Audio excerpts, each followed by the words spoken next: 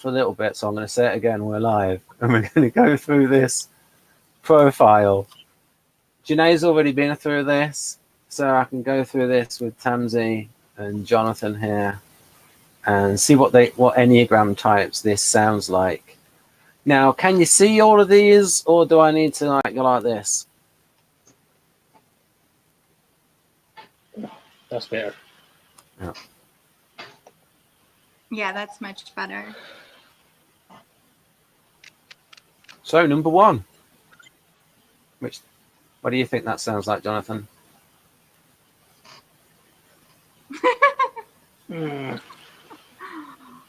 Do I have a romantic approach to life? At the moment, I feel melancholy. It sounds like sexual subtype, I suppose, in my force. That gesture was quite romantic, where you put the back of your head to your forehead in like sort of a melodramatic fashion. Yes, Ben, that was a joke. Yeah. So you are only a little square at the moment. It is a little difficult to see. I guess for dreaming big, yes. It's me. Anticipating positive changes and negative changes. You can wait patiently until they happen. I almost feel like I don't have a choice but to wait patiently. Like I can't get off this couch and do stuff. This is inferior SE in row SI in action right now. In the couch. Yes, but do you know the things that you want to do, or just or do you have a vague idea of the things that you need to do? I've got a pretty decent idea of what I need to do. Okay. Can't bring myself to do it sometimes. Trust his gut feelings, yes, but I hate when they're wrong. or maybe they're not wrong, but like I misinterpreted them, or I confused them with something else. It's sometimes hard to tell what's intuition and what's not. And sometimes your intuition's telling you the exact opposite of what's going to happen, which is really annoying.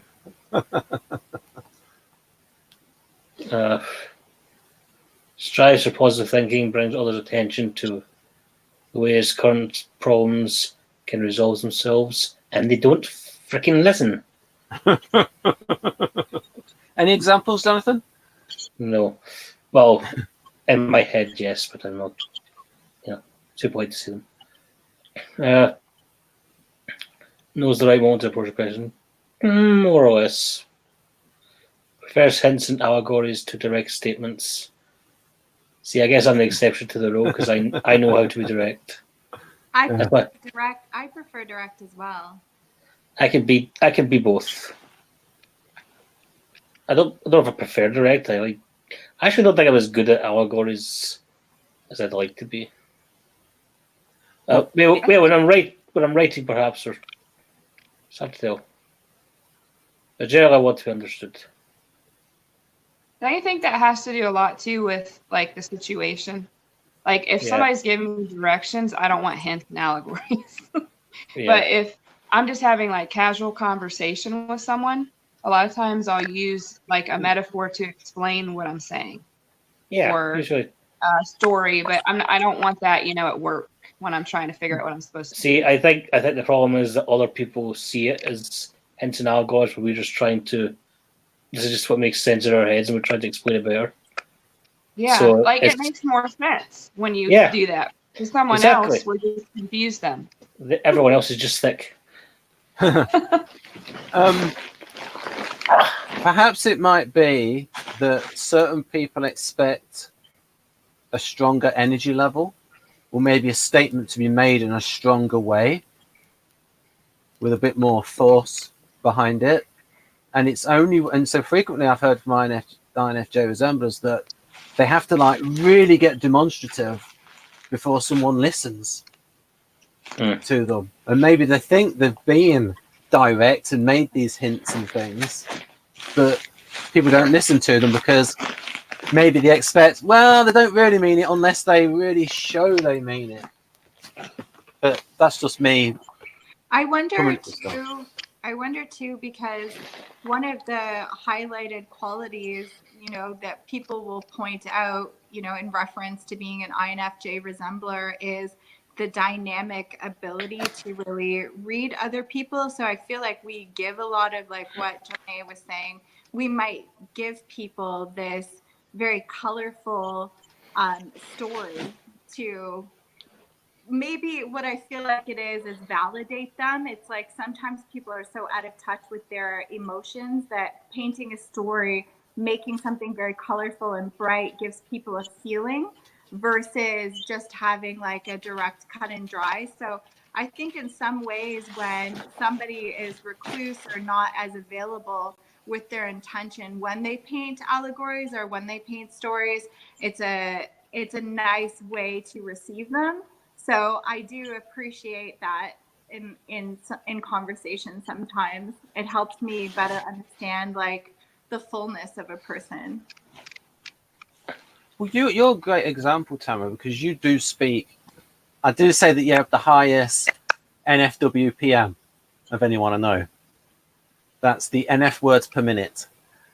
But in various situations, so when you're doing your tarot, you do like you sound a certain way that with the very high NFWPM. But when you're actually guiding somebody, does your language change? Like when you're in a counseling mode? Totally. My language changes a lot depending on what it is that I'm doing. I feel it's that amoeba quality that the INFJ takes on. You want to put me in the room with the prime minister? I've served them actually multiple times, and I can completely, adopt my language to being very presentable, very strategic, very, like whatever it is that I need to be, wherever I am, I'll be that. But my more native mode of being that's like very soft and very there I go, I'm being NFE or whatever. I can just relax into myself. It's very ethereal, it's cloudish, it has a lot of color, and it's almost like I'm trying to bring a canvas to words. Right, yes. Kersey said something similar that with NFs, because usually with a metaphor, you are taking something which is abstract, and then the metaphor is concrete. Yeah, so to me, like that's delicious, is trying to take what is not tangible from a writer's perspective and making that come alive in a sentence. It's like, how do you describe the taste of a peach? You do that for a peach in words, then, like a sweet spot in life is to be able to bring this quality, because synesthetic approach to life. Like that's how the qualities of synesthesia. It's like when I see music, I see color. So as I walk through the world, it's not so logical or linear. Everything is very colorful. But in order for me to fit in, I need to like hyper hone myself to be able to adopt this other way of speaking. But it doesn't feel like it's me. Like right now, me trying to get these words to create this very direct approach to trying to explain myself, it's almost like it doesn't, it's like, it's a concentration, it's challenging, but yet I'm still good at it. But it's not, it's not as natural. So Kersey wrote that the NFs are a lot better than the NTers at adjusting their language to other people. Adjusting their speech to the language that other people use. And what you're saying there about metaphorical words, Kersey said they studied children, and there's a book out, because he was obsessed by words, Kersey Senior. And so they were looking at, so this, I think you might love this book. There was apparently developmental psychologists, Howard Gardner and Ellen Winner, was sort of like looking at the early development of metaphor in children. And so I'll just read this bit out before, something like this. The most intriguing phenomenon uncovered in this study of early metaphor is the capacity of at least some young children to perform this game at an astonishingly high level. Not only do such youngsters frequently contrive clever names for the very objects they've stumped our adult pilot subjects, More dramatically, some of them may nearly effortlessly come up with a whole series of appropriate and appealing metaphoric renamings. Thus, one subject looked in a paper towel roller and called it a tunnel, picked up a ring-shaped block and termed it a donut, tore up some paper and christened the pieces dollars, spoke into the plug of an extension cord and declared it a microphone, and termed a crayon lying by itself a lonely crayon. I've put stuff like that. Yeah, that's pretty easy. Come on. Yeah, but these are small children, Jonathan. Come on. I know. That's why it was pretty easy. Even as a small child, that'd be normal for me. Yeah, you're in there, haven't you? And another subject renamed a flashlight battery. And here we go. And another subject renamed a flashlight battery a sleeping bag all rolled up and ready to go over to a friend's house. Now that's clever. Mm-hmm. Because you see the battery and it's got that little thing on the end. Yes. And so it looks like the head inside the sleeping bag. So that one's cute. Right. AA battery with that little head that comes out with a little silver head. I feel so like you might be interested in that book, Gardner and Winner, on early use of metaphor. And seeing that you're a bit of a writer, Tamsy, there's a book out by Terence Hawkes on metaphor. I've got it, but I've not read it. Story of my life. Right. So, Tamsy, if you go through these bullet points and let us know what you think of them. Has a romantic approach to life, a gift for dreaming big, anticipating positive changes, can wait patiently until they happen. Is this like an I agree or I disagree? I agree highly.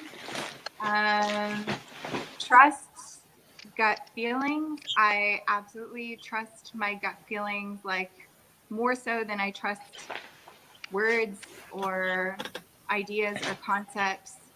I live through that. I teach about that. That is a huge part of my life. I would say intuition and gut are two different things. I believe that they're referring to intuition here, but gut is different. So I'm speaking more about intuition and just thinking that they're talking about that, but the gut feeling is that more instinctual, it's coming from the mammalian brain.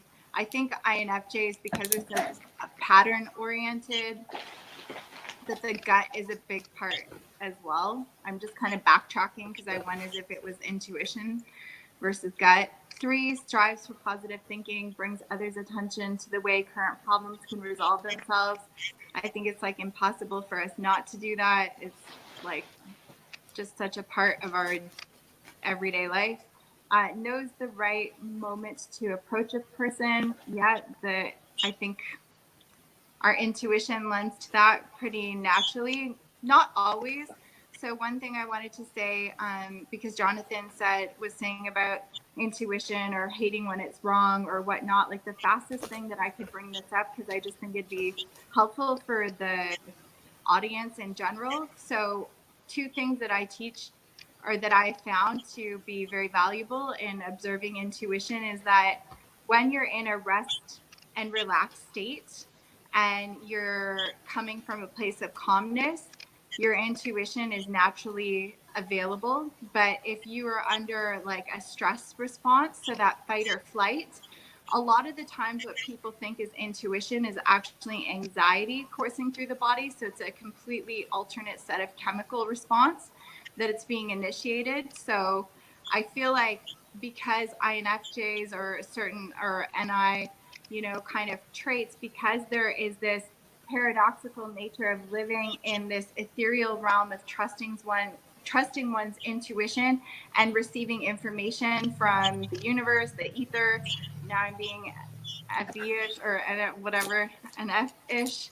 That's like where we're pulling from, but we're also pulling from like all this patterning. Like we're so good at reading people. We're so good at paying attention and observing like how many times people have done how many things and where that leads. And it's like we catalog all of these traits and things that we receive from our environment as well. that when we're processing too much and we haven't taken enough time in nature or to step out of that headiness aspect, then we step more into that fight or flight. And that's where I found the intuition to get jumbled or perceived as intuition when it's more of an anxiety response in the body trying to alert us. And a lot of the times, because we're so prone to wanting to figure out, to be able to bring problems, to others, for them to be able to resolve them, we try and push ourselves to always be able to have that special gift that others perceive us to have. And so when we're in that forced state, that's when the intuition becomes unavailable, or wrong, because it's not in fact intuition. It's actually a different neurochemical response that we're thinking is our natural gift, and it's not. That might be confusing. This is just what I found. And I'll just, if I may, earlier on you said that you trust your gut feelings more than concepts, but you are somebody who's very much interested in concepts, and you have that strong 5 wing. I'm obsessed.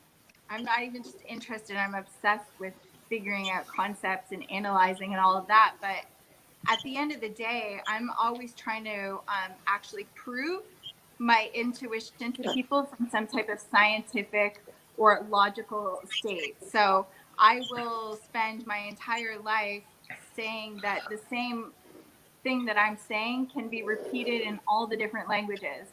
And even though I'm coming from a mystical place, it can actually be replicated from a scientific value. And I'm certain I can find that if I find the right way to bring that language to people. So, if that makes sense. Yeah. For some reason, I started thinking about your crystal, and then the question that popped into my mind was that the biggest one in the shop? My crystal's not that big. It's just a piece of quartz.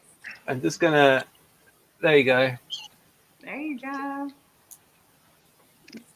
It's just a quartz. You know that people in my freaky deaky world that are like enough to the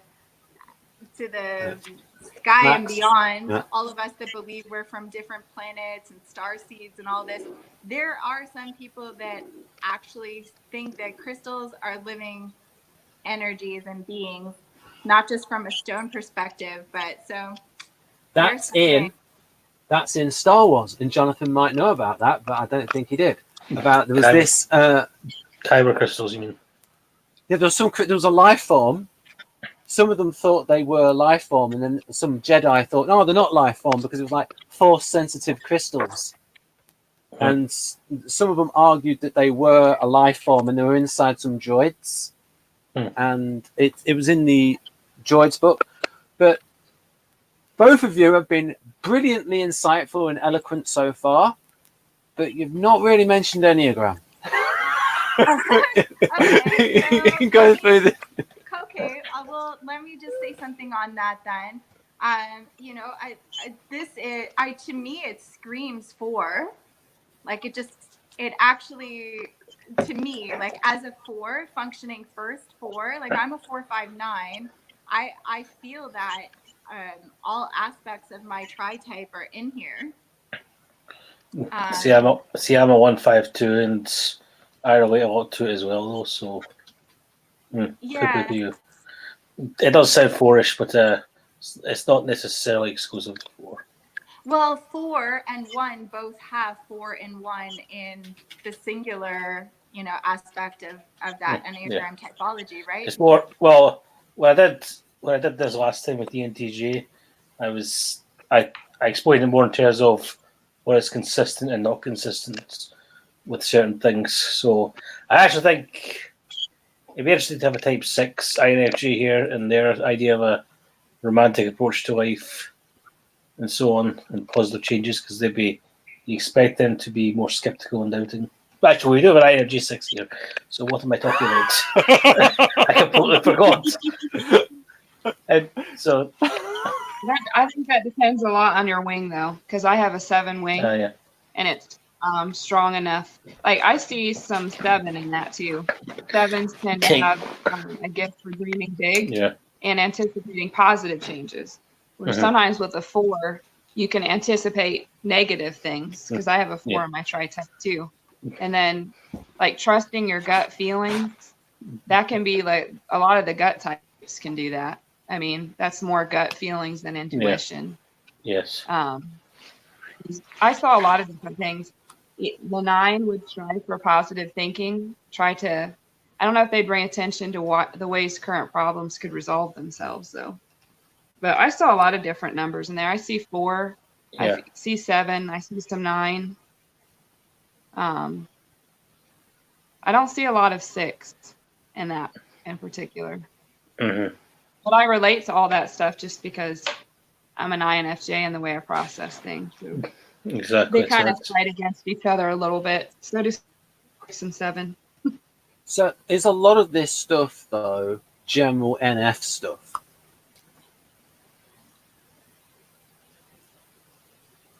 Okay. Were you going somewhere with that, Ben? No, I was just asking. There's a lot of this, because when you were saying before about when Tamsi was saying that sounds like 4, and then you were saying, "Oh, I do that as well," and we know that this is for I.E.I, but it makes sense that all NFs to a greater or lesser extent might do some of this stuff. Yeah. Anyway, how long are we going to stay on this? Because you say you want to get through it quickly. It was you and Tamsi who were being insightful. We've just had Sana. So Sana, what do you think about these things here? Which Enneagram type does it sound like? Enneagram. Okay.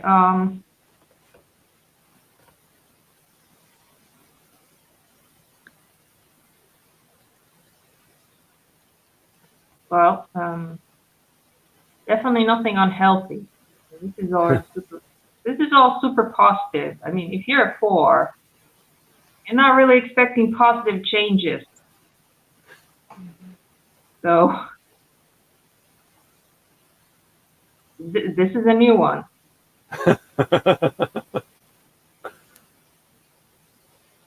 Like, yeah, there is a tendency in Victor's profiles to, like, when it's a strong function and it's writing about those, that it makes it look like really good, really like a real high level of expertise associated with those functions. And then when it gets to the weaker functions, it makes the type look really bad at it. Whereas in reality, people usually aren't that bad, as bad at the weaker functions, and aren't as strong at the stronger functions. yeah, but this is just over the top. What the hell? I mean, okay, a 4 isn't going to relate to like half of these. Gut feelings, I think, is more 6-ish.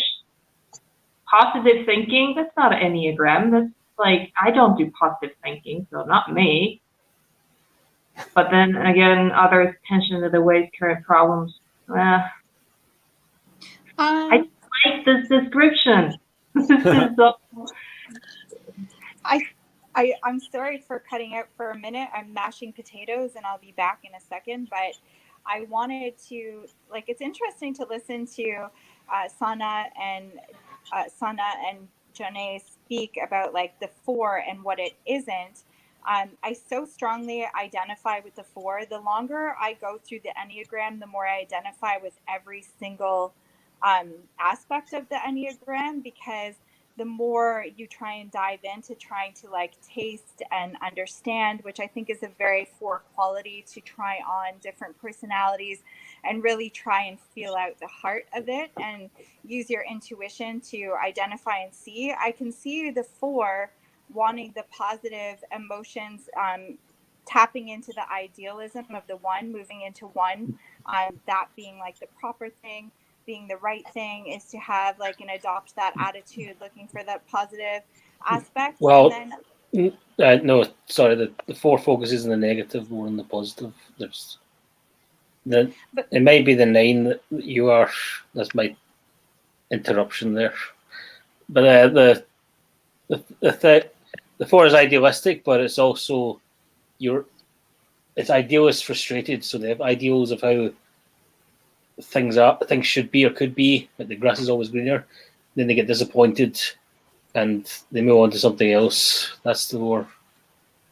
The 4. So I agree, but wouldn't you also say that the 4 has like ideals in their mind that don't necessarily match up with reality? yes, and that's why they focus on the negative, because when it doesn't match with reality, they notice it. That's the thing. So if you're relating to all that, you might leave with 9 rather than 4. Pardon me? No, I'm just curious. I don't really know. I'm unpacking myself all of the time.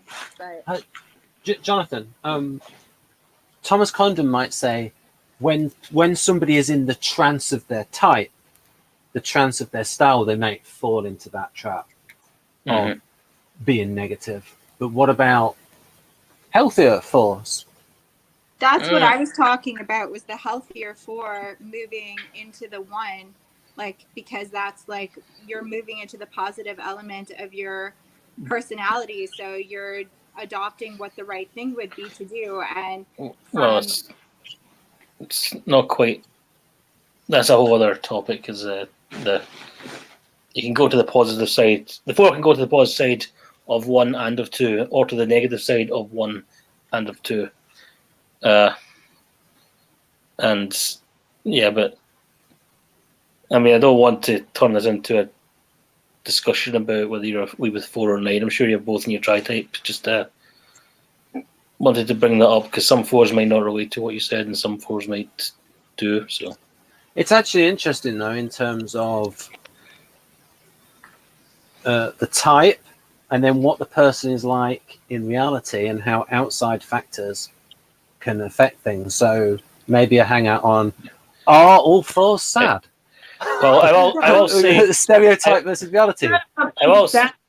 It's about seeing the world fundamentally in terms of what's lacking and what needs to be fixed, instead of. I will say that there was an Enneagram teacher who posted something on Facebook about how, if you're not full of envy, if you're not focusing on the negative and all that, you're not a 4.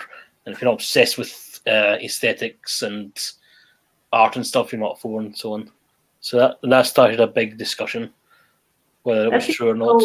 Black and white too. Like, I mean, but I do think that we need to. I mean, I don't think 4 is by design a positive, like an optimistic type. Maybe some individuals become that way, but I don't think it's like a type thing before. Yeah, but anyway, I think we better move on because, as it says, I like to keep things pleasant in my circle. Anyway, like to keep things what? It says it's a callback to this one. It's a callback to this one. Sorry, it's not even a callback. It's on the flipping screen. Yeah. I was trying to say what I was actually criticizing was the description, the new Model G description. I don't think that's I.E.I. either. So what the hell? Well, I mean, that's just Victor, isn't it? I mean, we can, it's his theory. I mean, I don't put it like that. What did I put here? Oh, yes. Yeah, I mean, I think that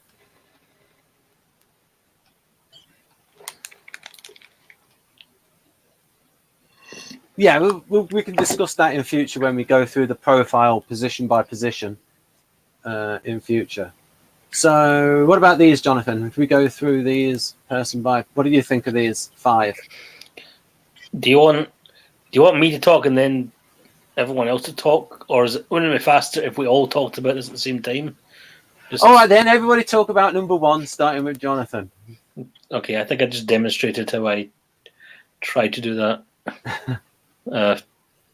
Yeah, that could be a social instinct thing as well when I think about it. But anyway, I suppose any instinct can do that. Yeah, Again, a lot of these aren't necessarily exclusive to a particular type. Tri-type may be. Yeah, I'll just say for the audience, This is all about ethics of relations. This is all about interpersonal distance. Takes advantage of the situation in order to correct the relationship by passing judgment or distancing from destructive people. I don't know if I agree with that wording. Take advantage of the situation. Well, I think that's a little bit of the opposite type coming in there. That can happen. In order to correct the relationship by passing judgment. Well, I pass judgment all the time in my head, whether I say or not. Or distancing. Nah. Yeah, but if you think about it in reality, though, if you've got I.E.I. with SLE, there are going to be some times where they're going to have to say stuff to guide SLE. It's not like suddenly SLE becomes a charm when they're around I.E.I. There are going to be times when they show their limits and they can... I'm not describing it very well, but... Guide and SLE, they're completely going to ignore you. So what about that, though? Do you think, Sana, do you think I.E.I. can do that? Can do number 3 with SLE? Or with anyone, I think that's meant to be. All of this, whether it's a defining quality of the type, that I would question. This is not very... Yeah, I mean, just because you can do it doesn't mean that you're necessarily inclined to do it.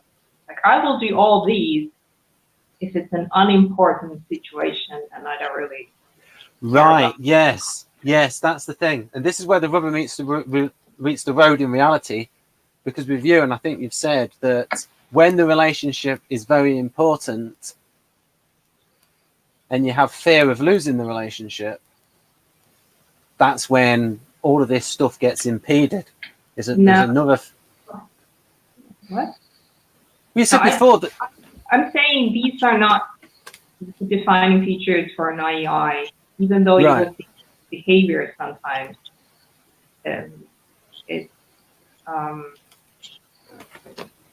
If I behave in this manner, I'm not comfortable. Right.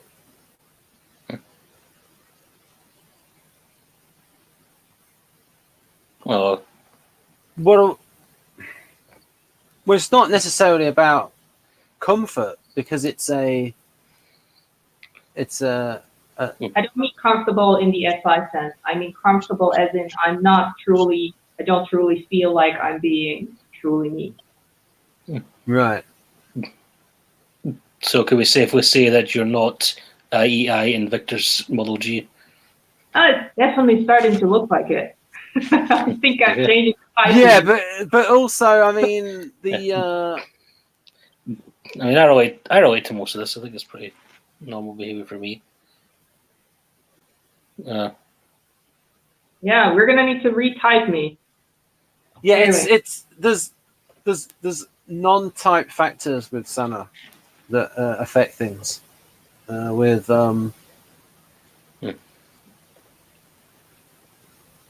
It's things to do with relationships and how important the relationship is, isn't it, Sana? And that, and a feeling of not wanting the relationship to go south, and that becomes the primary thing that affects everything else. Well, anyway, I'd say that from a Enneagram perspective, this is more of a positive type. With definitely the 2, 7, and 9 would do this. The peacemaker thing is definitely 9-ish. Yeah, I have a 9 wing, but I can see 2s do it as well. It's also, I mean, everyone has their own idea of pleasant, I suppose. Yeah. But, I got a little bit cheeky there with that first bullet point. Stays away from rude, unpleasant persons. This can hinder the attainment of dualization. So I mean, it looks like 2 or 9. I would say for myself, one of the misperceptions is just because in a group dynamic or a counseling or teaching dynamic that I can read a room very well, doesn't necessarily mean in my personal life that I'm perceived as that way at all. I think it's a lot more sharp. Yeah. So that's what I'm learning, like, because there's been all these elements of myself that I've thought have been, not saying that I don't have some aspects of those qualities, but they've been very learned because I was a lot more emo than I was peacemaker. And I'm watching myself with like my ex-husband or with my kids or other people in my like internal periphery, and I realize that like I'm not nearly as emotionally balanced looking or saintly-ish in terms of what other people might think from like a teaching perspective. And it's not to be hypocritical, it's just when I'm not stuck in my own emotions and I'm just evaluating other people's or a full scenario, it feels very different than having to deal with my own stuff and operate. But the resentment thing at 2, I guess I can see that element of the 4 coming out, can show resentment towards someone but won't hold a grudge, the movement there. This profile might overall be a bit 9-ish. Yeah, I would say it does actually look 9-ish, yeah. I would say that I can say that Catherine would say that the types most likely to hold a grudge are the 4. Well, the less healthy side of 4, 6, and 9, particularly the 4 and the 6. Like the 8, sorry, the 4, 6, and 8, particularly the 4 and 6.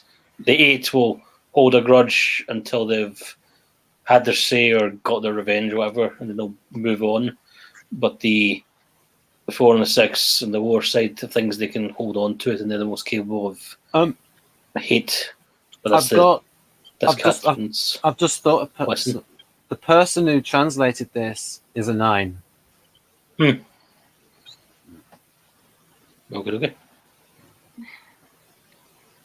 That makes sense. Even the way that the last note is written can show resentment towards someone but won't hold a grudge. It's so friendly.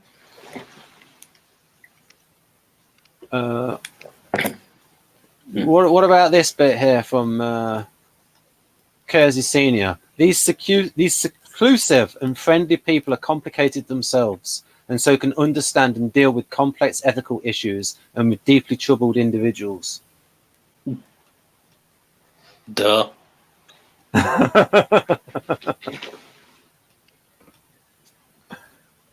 Right. I'll go on to the next. I did buy a book on Ian Brady recently, so that probably says something about troubled individuals in me. I think Janae's been over this one before. I don't know if you've got any thoughts about this, Janae. What? Not really. I think everybody covered it pretty well. Right, okay. I thought it was very nice. Yeah. When I read it the first time, it sounds like a 9. Yeah. I'll just say that overall, with the NF temperament that or club, that there is a tendency for 2 kind of things that they're predisposed to doing. One is mentoring people, and the other one is mediating between disputes. There's kind of, again, all stuff to do with the diplomatic intellect. I'm not saying that's what they are. There's just a natural facility in that area. And then we got SI that's going to sound quite self-pres. Notice how to dress elegantly with a unique touch. Okay, the unique touch part is 4. Notice how to dress elegantly. Well, I do know how to dress elegantly. That doesn't mean I do. I just know how to. Yeah. Often complaints of poor health and discomfort, but will push yourself to do the usual routine work no matter how it feels, and I do not get any appreciation for it. Yeah, I'm actually. I mean, I'm doing it right now. I'm in pain, but I'm soldiering on through it because I'm obligated to be here. This is the right thing to do, to be here. Yes, thank you. You're welcome. Brings to its relationships practical care and concern about others' nutrition, health, and comfort. That's more self-pres, I would say, which is kind of rare for the INFJ and to be self-pres first in my experience. It may not be non-existent, but it's pretty unusual. Striving for harmony of body and spirit. I'll just say it's about the other person. again, the concern about the other person's know. nutrition, health, and comfort rather than. So, do you think they care more about somebody else's nutrition, health, and comfort sometimes than their own? Especially if he's thinking about 9-ish stuff when writing this profile and then being other focused. I'm going to say no, because I don't think for myself at least, I'll notice these things in myself and in others, but it's not my main thought process. And also, I was raised by a self-pres 6, so if I think about these things, in fact, my brother's a self-pres 6 as well. If I think about these things, then I've had the talking to.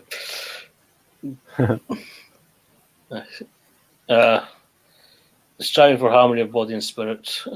Suppose. Yeah.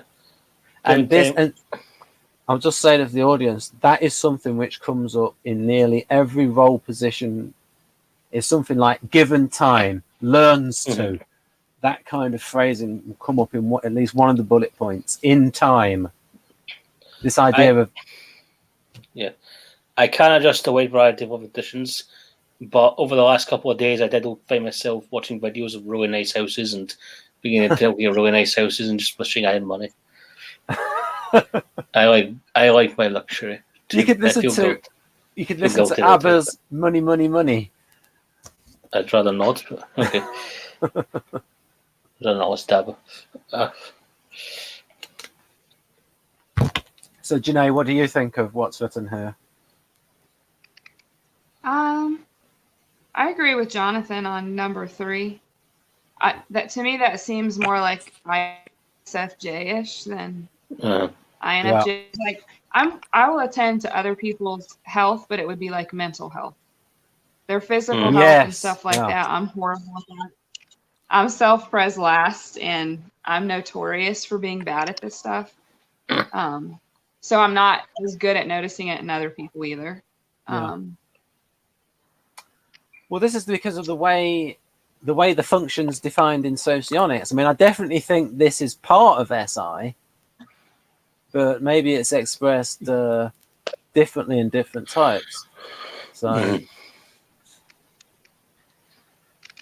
Tamara, what do you think of what's on this screen?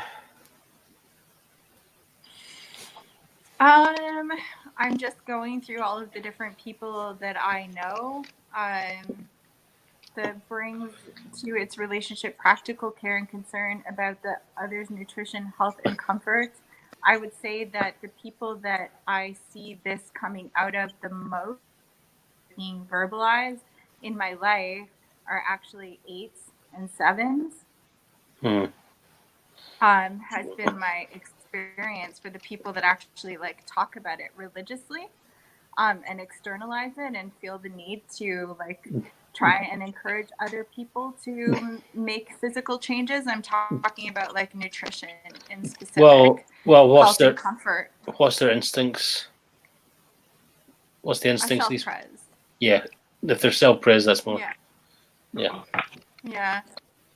I know the most of my life that make that effort are actually 7s and 8s externally, and some 2s, but they come about it a different way.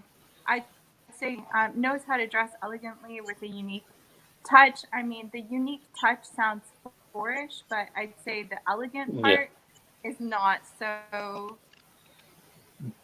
Elegant sounds one-ish. Elegant sounds one-ish, actually. Yeah. I do know how to dress. Yeah, like I said, I know how to dress elegantly. I just don't do it for this channel. Ben,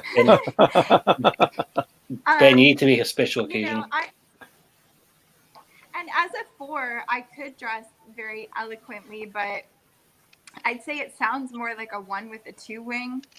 The dress eloquently with a unique touch, having like that 4 element to them. Okay, often complains of poor health or discomfort, but will push itself to do usual routine work no matter how it feels. I know 1s and 2s and 4s in this. Jonathan, you like, I'm like, I was a bit slow on the mark there, seeing Jonathan's face. Because you had some fantastic reaction shots there, Jonathan. Oh, that was fatal. It's awful Right. to watch you in that. Like, are you taking any therapy, like the 20-minute rule? You take like 5 minutes of heat on your back, followed by 5 minutes of ice, 5 of heat, 5 of ice. It's like hydrotherapy. Like, you can do a lot of good. Okay, so you're sounding very self-praised right now. That's a lot more thought than I would put into it. That's a lot more thoughts. I'm like, oh my gosh, there's exercises I could give you. You could get a tennis ball. You should be putting something on your back. You're just It's not my back, it's actually my legs, my lower legs that are more sore. Yeah. Okay, I'm awake now. So, Tamsy, how much of this stuff do you do?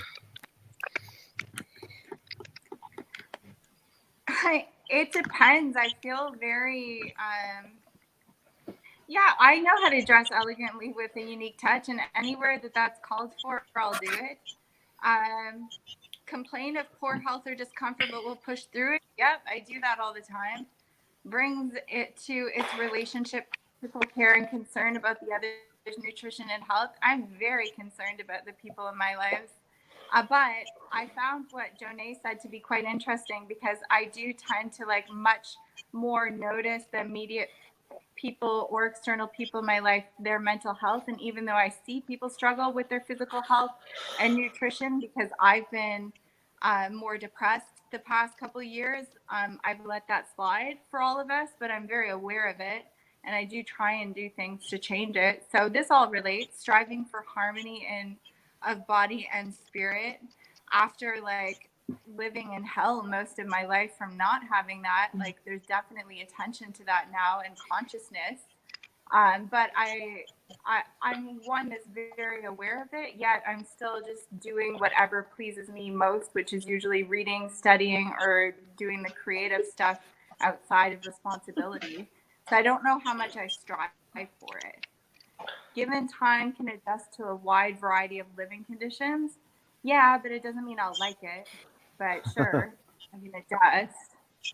It's like this house. I hate the color of these walls, that it looks like throw up to me. And I don't know color for so many people. And it's not that it's a bit green, isn't it? But it's like actually makes me not even want to be in my house. And my landlord is paranoid of me painting, and I'm about to say I cannot keep this house unless you let me paint it, because the colors are affecting me so much. I feel like I'm living in mud.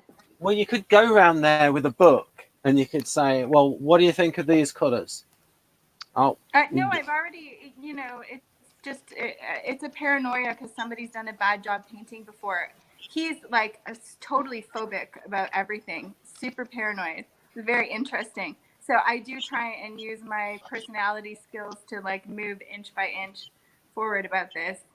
But yeah, anyways. Yeah, I could adjust, but I really am at a point in my life right now where I don't like to have to adjust to things that I just don't like anymore. Right. Like, why do I have to do that? Yeah. And Sanna's probably with a lot of what she said there too about you. I think when you're younger, you don't take as much time to pay attention. You just do whatever you want to do, and you're not really that worried about your health. But then as you get older, you start realizing that your physical health is affecting your mental health and your well-being, and you try to do better with it, but I can tell it's not natural for me. Like, other people just think of this stuff all the time, and they go about normal day-to-day stuff and think about eating and going to sleep at a decent time. And if I'm involved in doing something and I'm really enjoying it, I don't even think about that stuff at all. And I totally agree. I agree. It's like, but as you get older, because we care so much about our mental well-being and other people's mental well-being, we'll try to start doing better at that stuff. But it's like a language that is not really your language, but you're trying really hard to learn it, because benefits you. So I agree with a lot of what she said. I will say I'm aware of this stuff. It's just that if I have something more interesting to do, then I'll not think about it as much. So it's not a priority. And there's always something more interesting to do. It's like today, like before I got on here, and I thought that it started at 4:30, but it started at 4. I've already had meltdowns with my kids like 5 times this week because I haven't been providing a stable structure because I'm so interested in what I'm doing online and getting that all going and getting all the creative content that I'm not even going to sleep everything, whatever, it's all over the place. And I'm not, being the typical mom type of energy, and it's causing like all these meltdowns. So before I got on, I'm baking the chicken, I'm making the mashed potatoes, I'm having everything ready so we can have like a normal semblance of a dinner so that my kids aren't like, my mom doesn't care about us, she's just crazy doing tarot stuff online, like they think I'm an alien. And I preach this stuff, like I've had clinics, like I can write you a cookbook on like the most healthiest everything, but it doesn't matter to me nearly as much as getting online and creating my content. I just don't care. Although it's like a huge part of my language. So what does that make me? Like, I don't even know. Don't even know. Well, I mean, as they get older, they can learn to cook for themselves. Right. Well, I'll say that I do think I'm better than these two self-praise stuff. From the sounds of things, and I am more aware of it. It's just, and I am more aware of it. It's just. It's like also though you don't know how much of this is in reference to other things. Like my kids are 15 and 16. For 16 years, I've made breakfast, lunch, and dinner for them, and now I'm kind of also just like I'm not giving up. Well, at that age, making breakfast. It's a bit cheeky of me, but come on, Tamsy, that's a little bit too much. That's ISFJ mode, making breakfast for them. Yeah, I will say at that age I knew how to make breakfast. So tell them this is discipline. Learn to cook for yourself. Yeah. Well, whatever. This is my life. Welcome. I mean, a lot of times though, it's people can get into this because it's like, if I let them do it themselves, they'll cook a load of rubbish for themselves and they won't eat right. Is that part of it, Tammy? And they don't, and it's fine. And like I said, like my household is very paradoxical. Like half the time I'm Martha Stewart, and the other half of the time I'm like Morticia. I'm just like, sorry, children, I'm in my dark cave. Go cook yourself something, and it turns into arguments because it's just crazy. Anyways, enough about me. I somewhat relate to that. I do it sometimes. Yeah. I just realised this is quite an SI self-praise thing, isn't it? Someone's put a weird comment. I had a wife at 15. That's an odd comment. Right.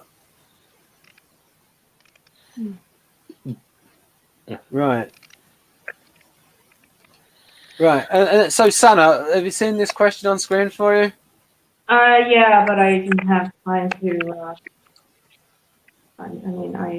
Everybody was thinking. So, what do you mean? Disagree with most of the SI stuff? Yeah, the stuff on in the numbered points. I mean, I definitely do one.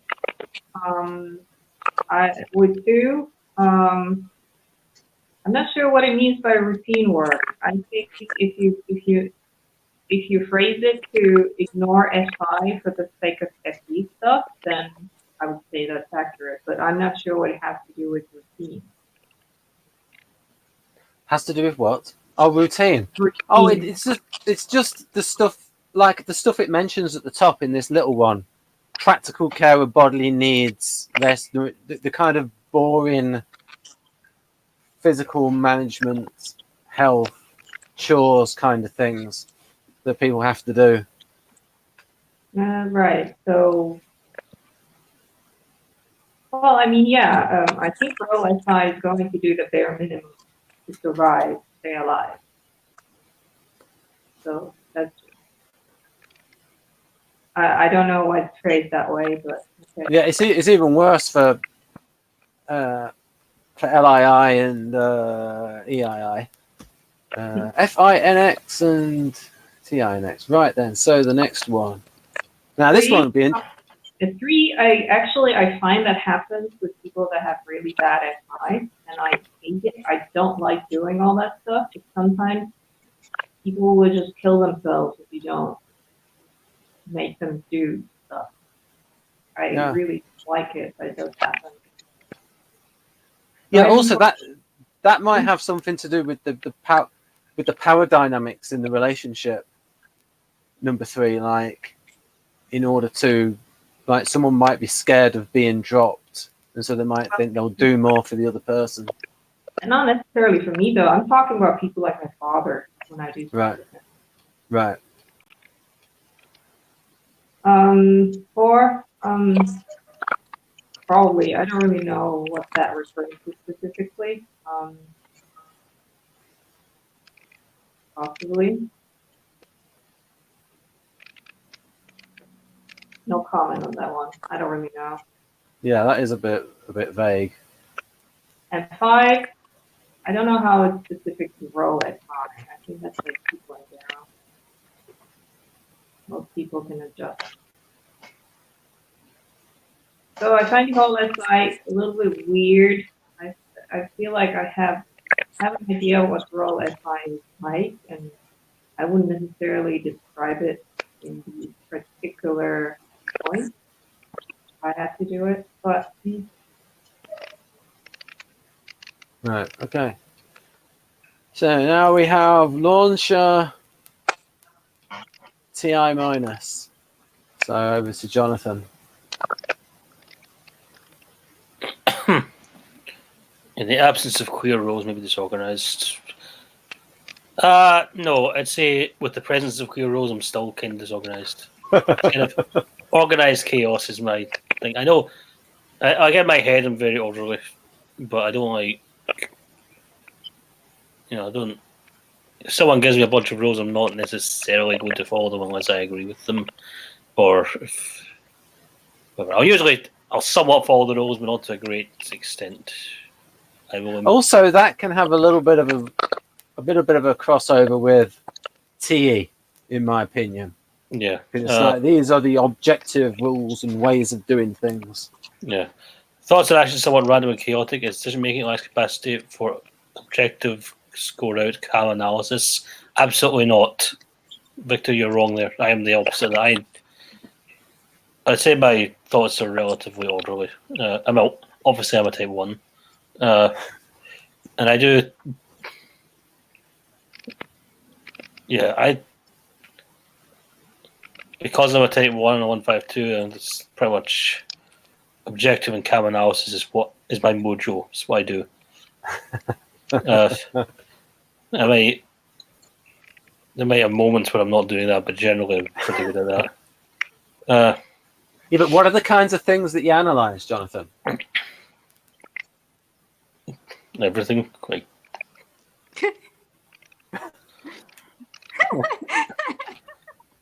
Sorry. Yeah, I'm always analysing things and not necessarily thinking. Such as whatever interests me or whatever I'm focused on. Yeah, that's the thing. What interests you that you're analysing, because this is what's going to vary by type. So, for instance, Sana's friend Enrique, the kind of things that he analyses, I reckon, are going to be different from the kinds of things you analyse, because his is going to be in a technical area. Well, yes, Ben, but can you say that about any type then? That's kind of a redundant point to make if that's... I mean... Yeah, I know, but you just said that you analyse everything. Yeah, but... Okay, do you analyse everything as an INTP? No. Yeah, but you said it, though. You said you analyse everything. I analyse everything in a calm and objective... There's always a degree of analysis going on, whatever you're doing. I don't mean, obviously, if I'm more interested in something, I'm more knowledgeable about it, my analysis will be better and deeper. But that doesn't mean there's still a superficial level of analysis going on at most times. I mean, obviously. So, may feel lost in unusual, complex circumstances. But brief and clear instructions, what do they want to do, will put them in motion. Somewhat. Depends on the circumstances. Some of this sounds quite sexish. System changes and rearrangements do not upset it too much, but rather invigorate as they focus on the principal goal. Sometimes it does, sometimes it doesn't. Sometimes you need a change, sometimes the change can be very annoying if it's not needed. So yeah, thoughts and this whole thing sound more sexish overall, I would say. I mean, it somewhat applies to me, but not that much, in my opinion. Well, it's like, so we won't get into what he means by TI. What do you think, Janae, of this stuff? Did you do this, and which Enneagram types do you think it sounds like? I can relate to some of it, and I do think it's six-ish, just because there's a little bit of an element of wanting an authority to kind of keep you on track with what you're supposed to do. And I do think my thoughts can be very random and chaotic. Trying to think about it. I don't mind some changes, like it says too. I think because I have a 7 wing too, I can get bored if things stay the same too much.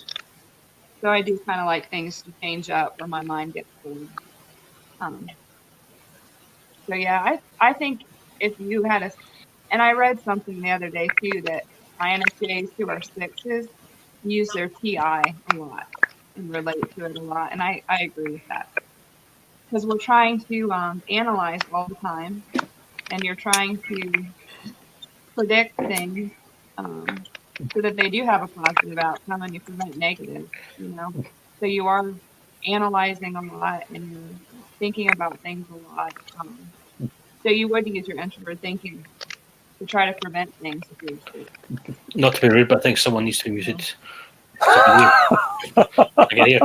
can hear typing.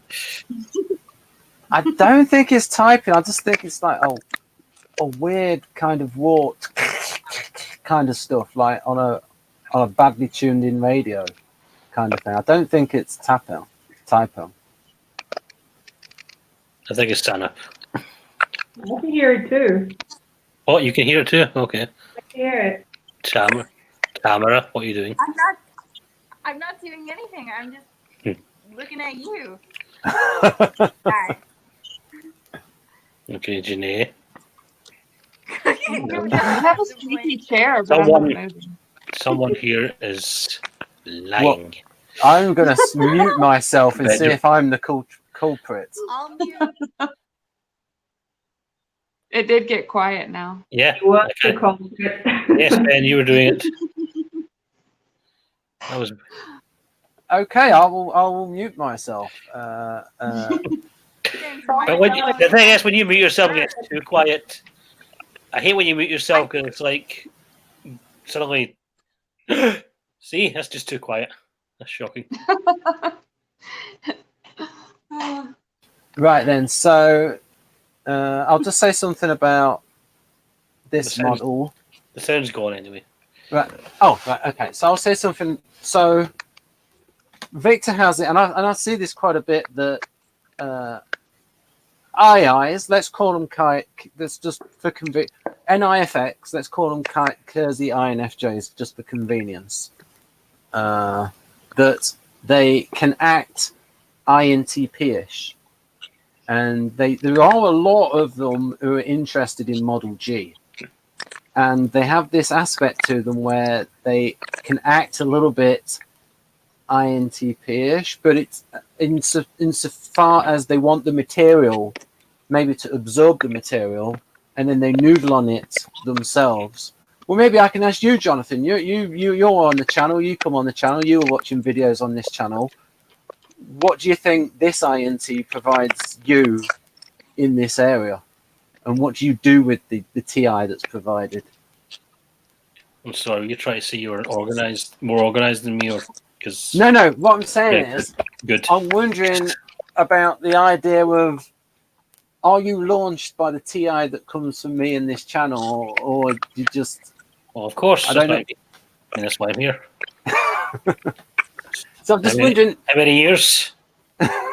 Since about 2016, I reckon, or maybe even 2015. This might even be the anniversary. When was it I joined? Well, I don't know what month I joined. I'll find. I don't know. Right. It's quite murky, because you might have been in the Hangout. Were you in the Hangout with Michael Pierce? Yes, I was. So that might have been your first one. Technically, yes. All right. Because I remember we did that one, and I met Hannah in there as well at the same time as you, I think. Yep. Because Leon, I set it up because Leon had some technical difficulties. So what I'm thinking is that INTP is, what I would think is that they need a little bit of theory from somebody else or a book from their researchers, and that just gets them going. It gets the NI going for their own realizations. And maybe it's a thing where those realizations come into consciousness in a sort of irrational way, rather than something that's worked out in an INTP-ish way. But then they can also shift to act like that. I just wondered, so what is, Jonathan, your approach to the theory that comes from this channel? Like, what's your process of... Process? Don't know if I have a process. Well, did you just take it in and then have your own realizations? Pretty much, yeah. All right. Think it over sometimes in my head. What about you, Janae? Oh, sorry, Jonathan.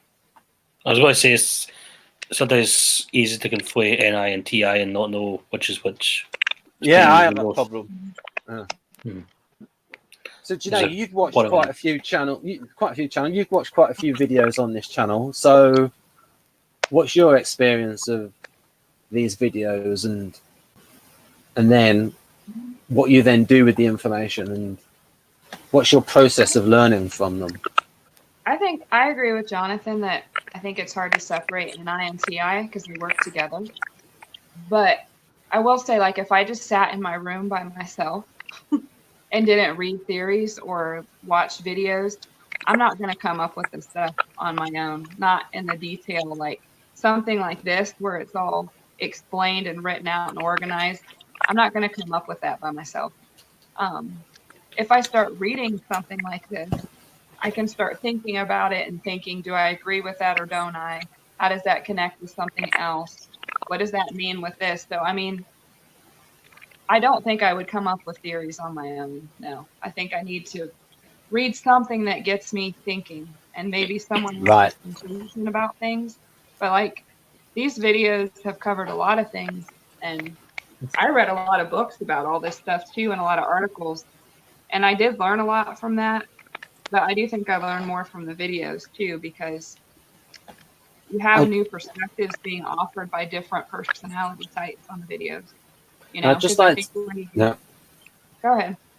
Yeah, I was just going to say, I'd like to separate out reasoning power from TI. So you might have an I.E.I resembler, a cozy INFJ, who's actually got stronger reasoning power than an INTP.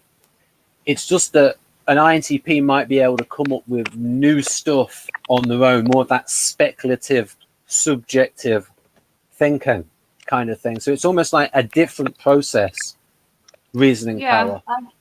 I agree, because like my husband's an INFP and he uses a lot of extrovert intuition, and we have a lot of theoretical discussions, and he will come up with ideas and different options and viewpoints, and then I'll take those ideas and viewpoints and I'll add them to the things I already know or other theories, and I'll try to make them all make sense, and I'll try to come to like some kind of conclusion about how they all fit together, where he likes having all the different options.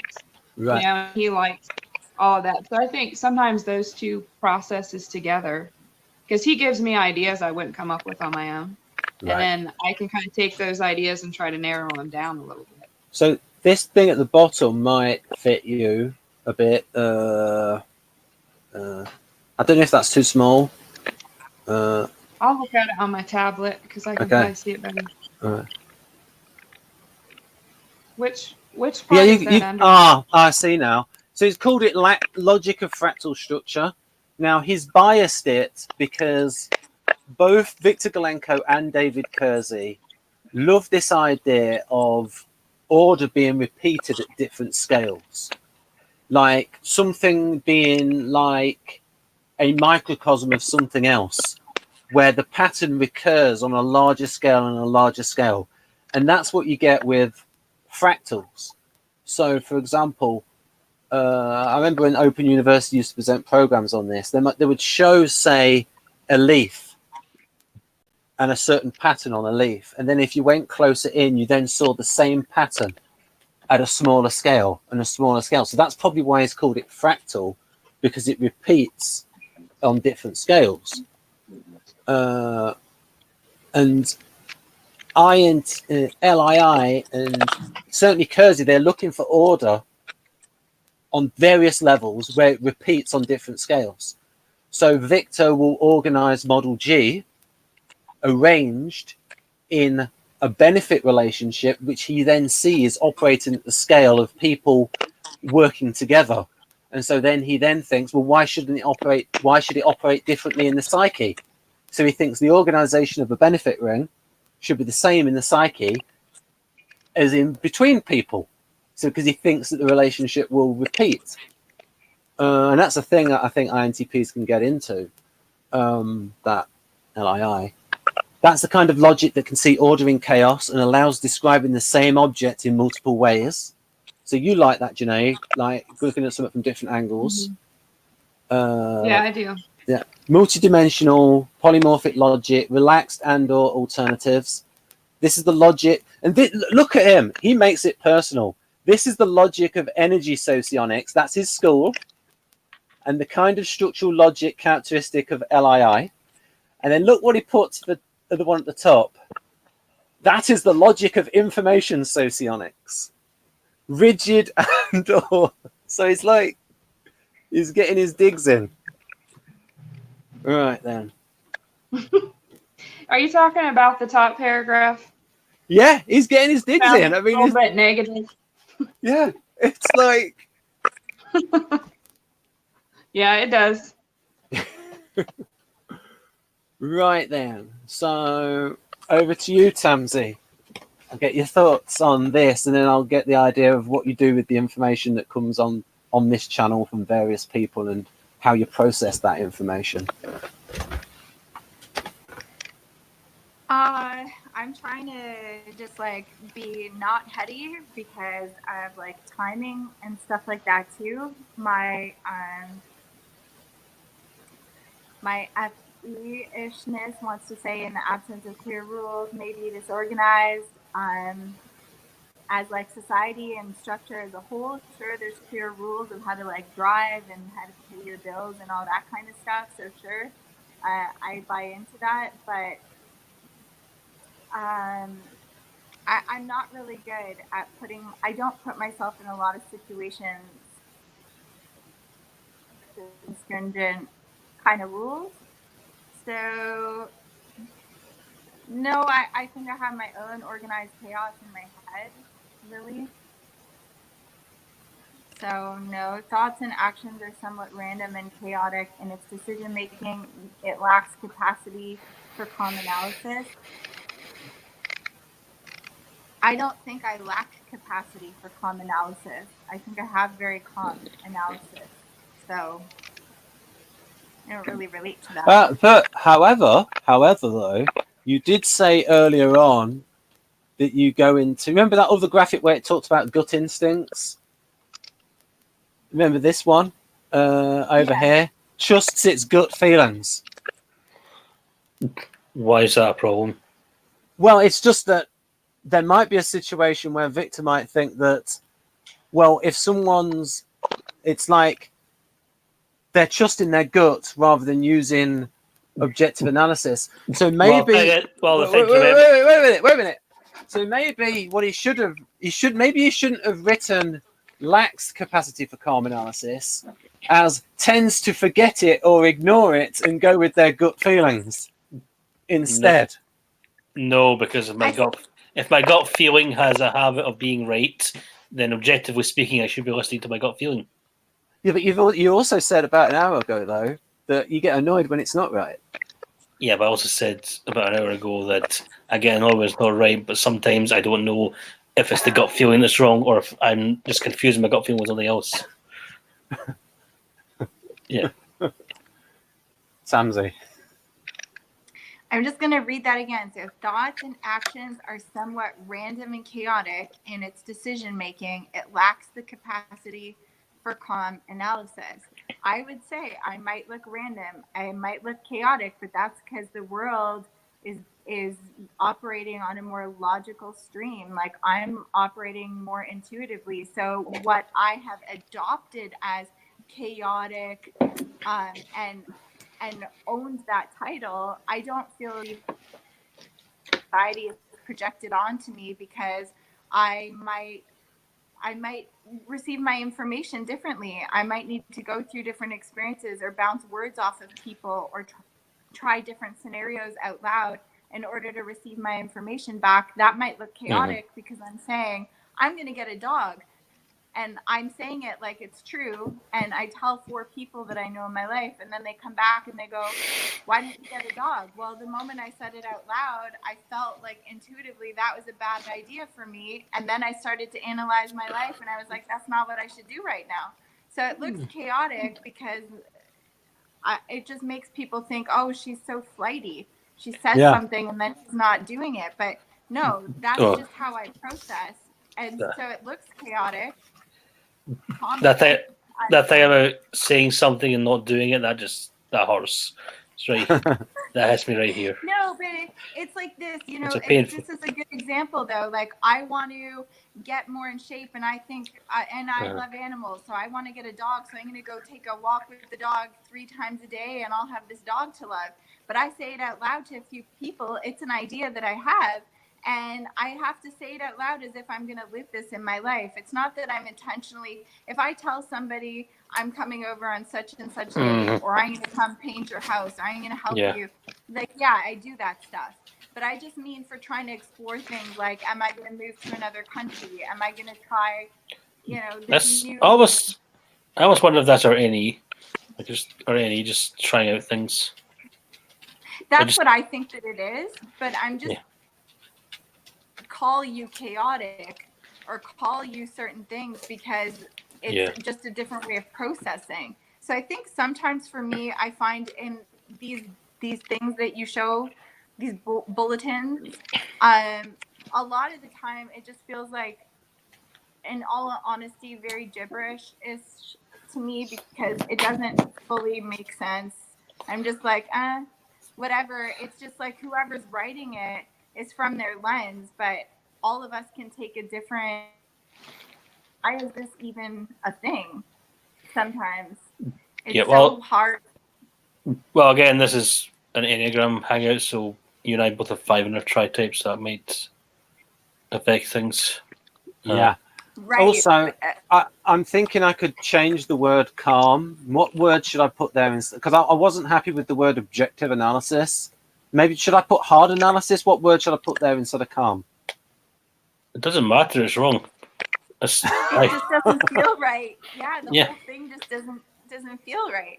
So the next one. I could say that I lack the capacity for following through in my objective analysis, perhaps, but that's a slightly different thing from not knowing. All right. I apologize, Tamara, I interrupted you. No, it's fine. I just am reading it again going, I just don't relate to that at all. Okay. Well, maybe it's for the analysis in its decision making, not in terms of its intellectual powers. You're telling me that just because I can do math in my head and I don't need to go through a certain formula and equation, that I can't actually do it calmly just because you don't understand. That's how I read it. It's like, no, just it's. Yeah, I'd say I can be like two. I mean, I wouldn't have written that. I wouldn't have written that. So yeah, I'm just trying to defend the sentence. Why do you need to defend it? Who cares? Let that sentence just be whatever. Okay. Victor Galenko is wrong. There you go. Well, like I said, I mean, in this particular case, well, not even wrong. He is typing.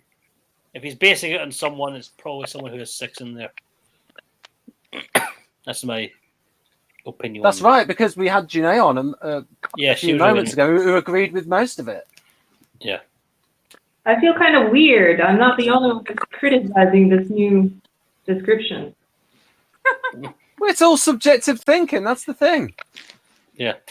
Anyway, move on to the point of this actual hangout, to the FE. Move on to where we're supposed to be.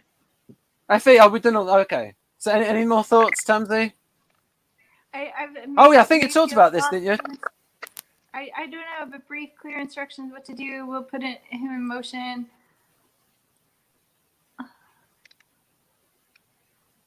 I wouldn't say that I get excited about system changes and invigorated. I don't know. I'm just in a weird mood now. I feel kind of emo, so I don't really care about that. Okay. Well, now we're going to get to FE, yes. You're probably thinking, I don't feel seen by this profile. Right. Who's thinking that? You might be thinking that. Yeah. I don't relate too much to the... See again that...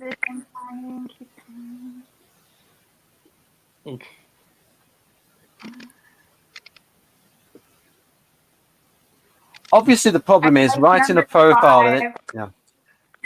Number 5 is like truly authentic. Yeah.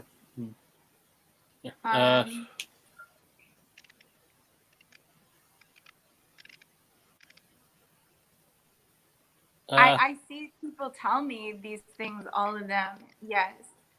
But sometimes the people in my closest circle might. I should have added that lyric poetry is a kind of poetry that they have in Russia and the people don't know how to translate it. So it's just a kind of poetry they have in Russia, a kind of a style. It's nothing to do with song lyrics. I agree with the first one, but it makes it sound like I'm anxious all the time, or even most of the time. So, in my case, no. And also, as I definitely do have a friendly disposition, charming, but I can also be like this. Wait a minute, Jonathan. Let me just get that thumbnail.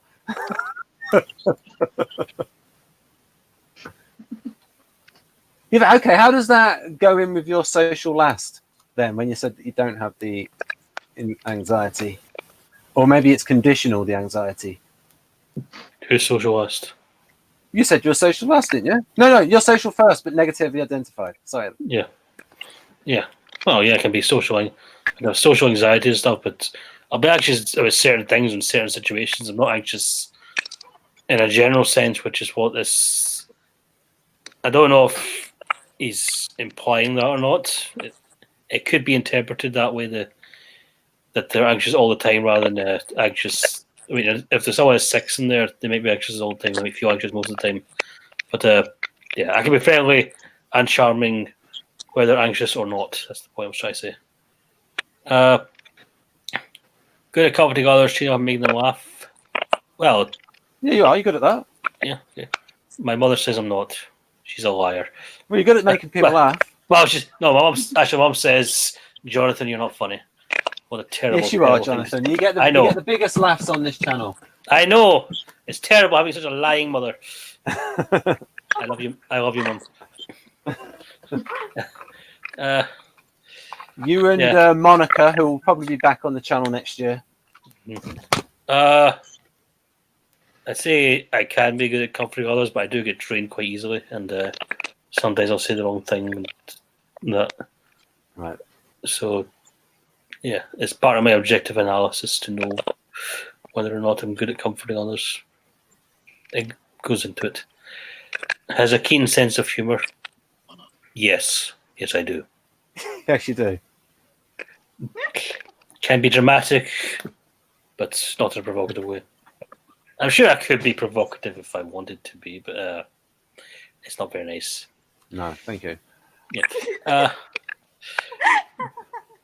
Yes, And you do have aspirations in the writing realm, don't you, Jonathan? Yeah, but that goes back to saying it out loud and then regretting it because you don't get around to it. Oh, I'll just say something. You know when we went over this one, SITI? Yeah. Well, I would think, well, if plug the Kersey type in ISTJ, well, if you're a writer, sometimes you need to craft things and get things all lined up and nice and crafted. I need to craft things in my head, and then when they're crafted, it's like they're finished, and I don't need to start because it's kind of repetitive. It's kind of tedious and repetitive to start. Also, when I do write, I get burned out quite quickly. There's a very long part of my life of writing things at the absolute last minute. Like, I'll know once they're vast, I need to write an essay or something like that, and then absolute last minute, it'll be done. The reason why George R.R. Martin takes so long is he doesn't go through a proper process. I mean, he has great characterization, but if he went through a process stage by stage, you wouldn't have this problem where he keeps writing himself into situations where he's got to write himself out of them. Well, he's not an INFJ, though. He's an INFP. So, different problem. He keeps exploring his world in different ways, and then he runs into problems. And then he gets writer's block. I like how he said that he wanted a TV series to go on about 13 years. just put off the resolution of all the plot problems. Well, not so much problems, but problems. Say problems. Maybe problems. Yeah. Not. It could have been executed better. Yes. Although I did make changes from the books, so. So, Janae, what do you think of FE+? I relate. Oh, sorry, I'll go in. Sorry about that. That's all right. I have it on my tablet too, so I can see it. I relate to a lot of that. I can be very dramatic, though. I don't know where that comes from. If it's 7 with a 4 in there too, but I'm kind of known for being a little dramatic. I'm definitely try to be. Usually, the more anxious I am, the more I will giggle and try to be friendly, and I think that's the 6th thing, because I don't want other people to have to deal with me feeling that way, and I don't want to put that on other people. And I make fun of myself for that stuff a lot, to just kind of get people to laugh. Because if I'm going to feel that way, I might as well be entertained by it. So I can relate to all of that. I read one time about number 5, lyric poetry. Could you explain that? Because I don't know if I missed that. They explained it in a particular way. It's not like you say, like writing lyrics. It means something else, and I can't remember what it is. It's a certain style of Russian poetry that very I think expensive. It's almost as if it's. Pardon? Isn't it like a very expressive, emotionally expressive way of writing? Probably. What do you think? I think that's what it said, because I read about it once. Oh, right, yeah.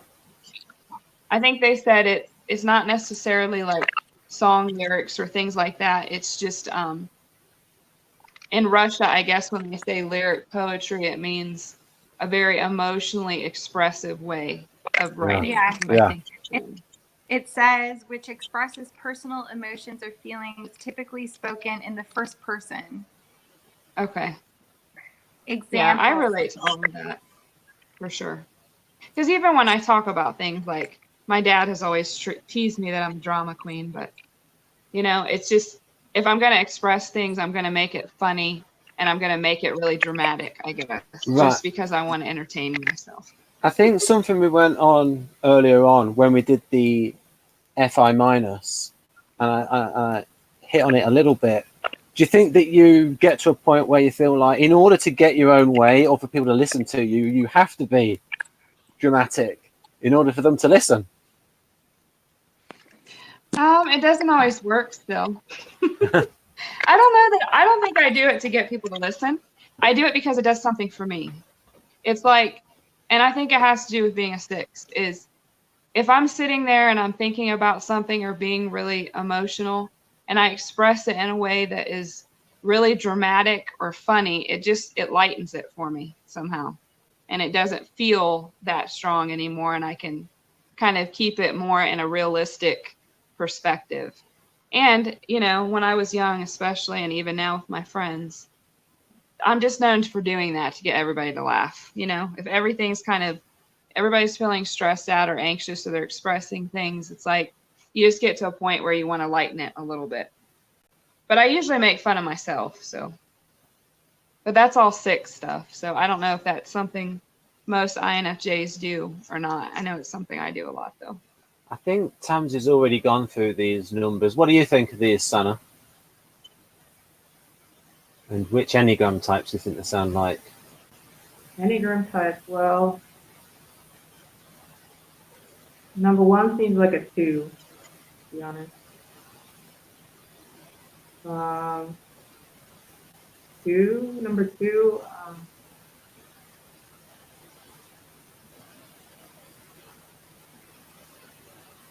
that, I don't know if I can pinpoint that on the Enneagram. Seems like it could be several. Also, I'm not sure if humor is type specific. 4, well, a 4 can definitely be dramatic, although it can also be provocative. And the 5, I still don't quite know what it's like. I'm probably going to actually read some. I have an idea of what the first thing. Maybe your art is maybe the equivalent. Well, it's not really. I mean, but I would say your art has a lot of the unconscious in it, a lot of symbolism in it, or at least a lot is expressed in it. There's a lot of.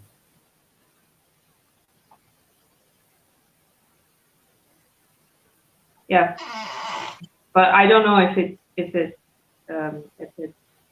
fits with number 5 because I really don't know what it means. Could be.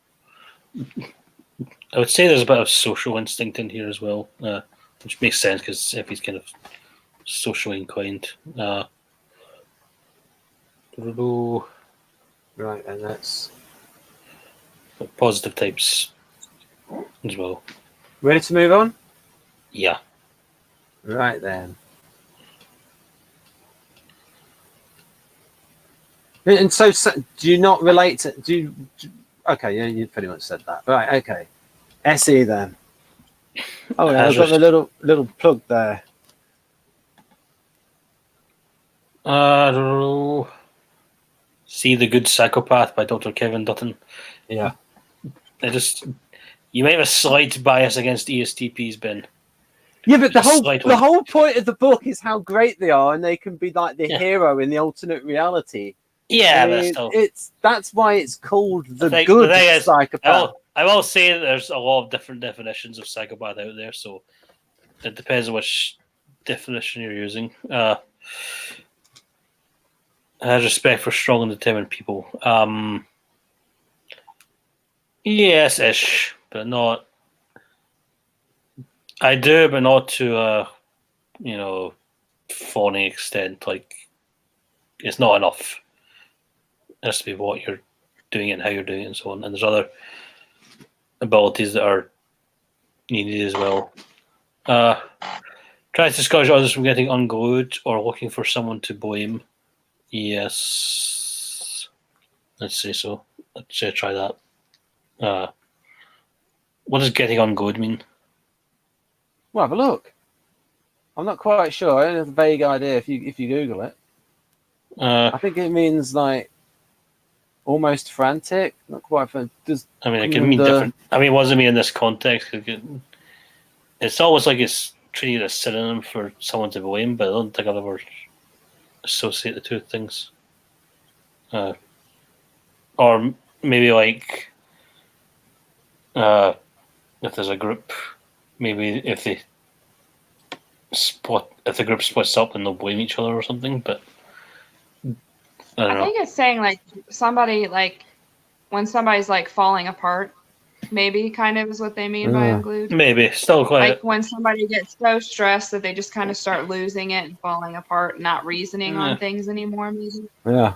Yeah. I don't know if that's what it means. That's what I was taking it to mean. Though. Yeah.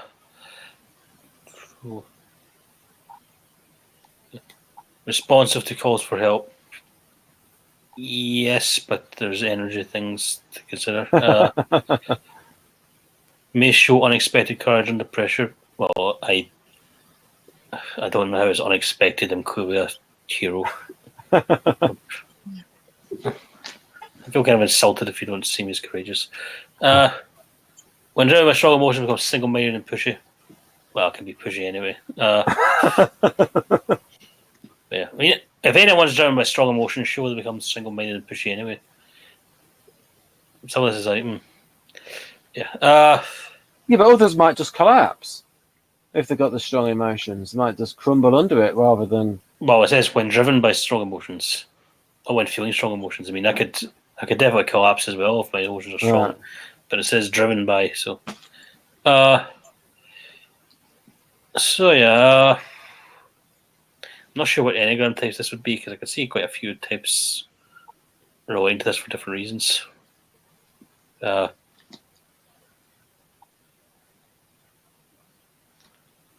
yeah. So Janae, what do you think? Because I'm wondering, I have a suspicion that Santa might relate to this stuff more than the other ones. What do you think of these numbers? As far as like, do I relate to it or Enneagram stuff or both? Both, a bit of both. Okay. I do have respect for strong and determined people as long as they're respectful to other people. So it'd have to be somebody that, it'd have to be somebody that was healthy and they were being strong and determined in the sense of maybe looking out for other people.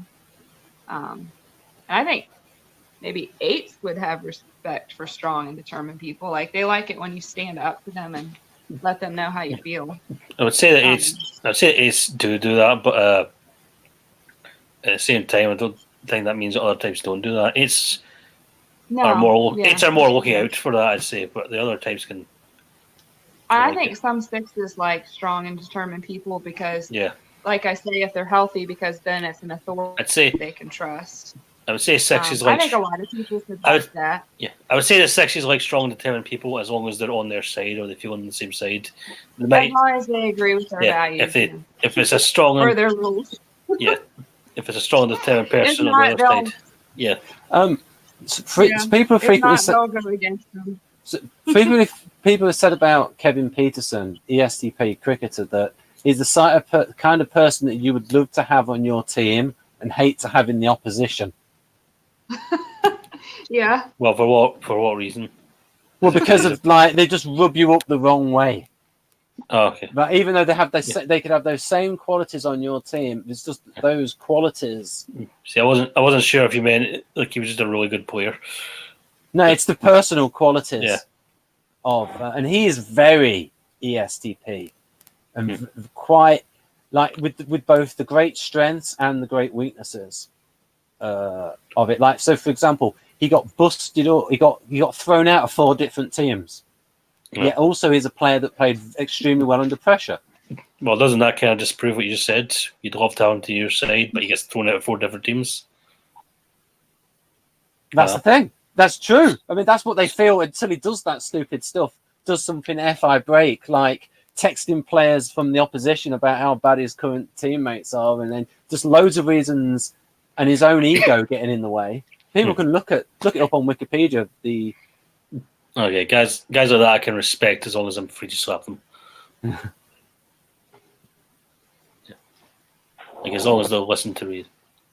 So Tamsi, are you available, or are you eating, or? I am available. My kids are coming down to just grab dinner quickly, but I could say I do have a respect. I'm attracted to people that are like that, probably because there's a huge amount of people in my life that are very much like that, and I think we're all called to be like that at some point in time in our life.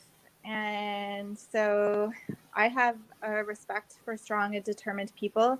I don't like egoic jerk better than everybody else, but other than that, I'd say yes to that, and I can see that probably for pretty much necessary.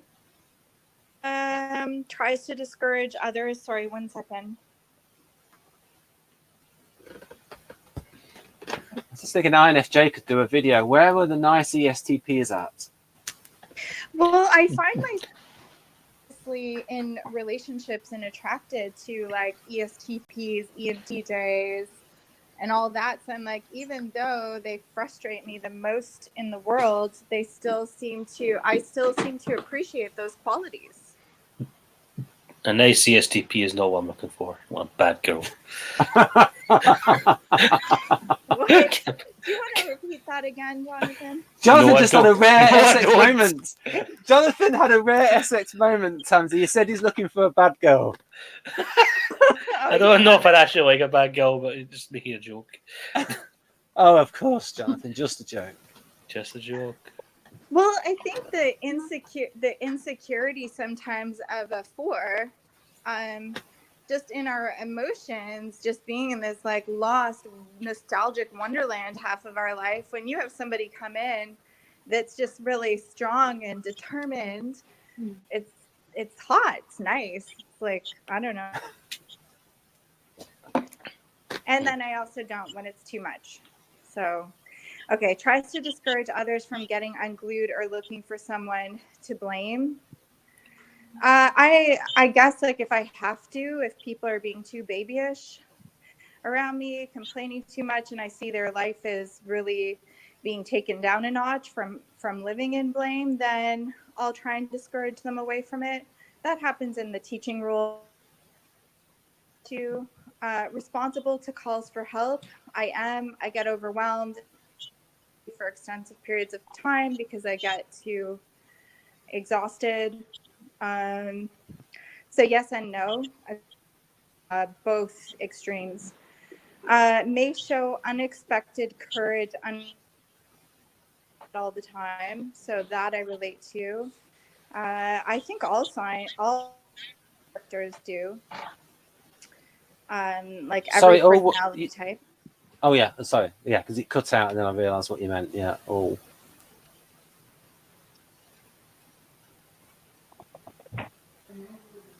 Yeah, no, you have to get the salad. Sorry, I'm giving my kids dinner and one just took off without having the healthy aspect, so I guess I do care. When driven by strong emotions becomes single-minded, pushy. I mean, I've seen that in a lot of types as well. I feel like most types can move into this. Maybe not 9s, but maybe even with their wings, they could even adopt that, if that makes sense. One driven by strong emotions becomes single-minded and pushy. I think you see that mostly in 8. And well, this is when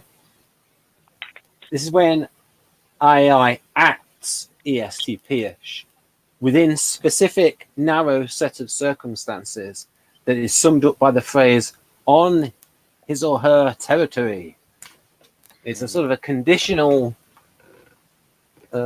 It's a feature of the type that comes out in specific circumstances.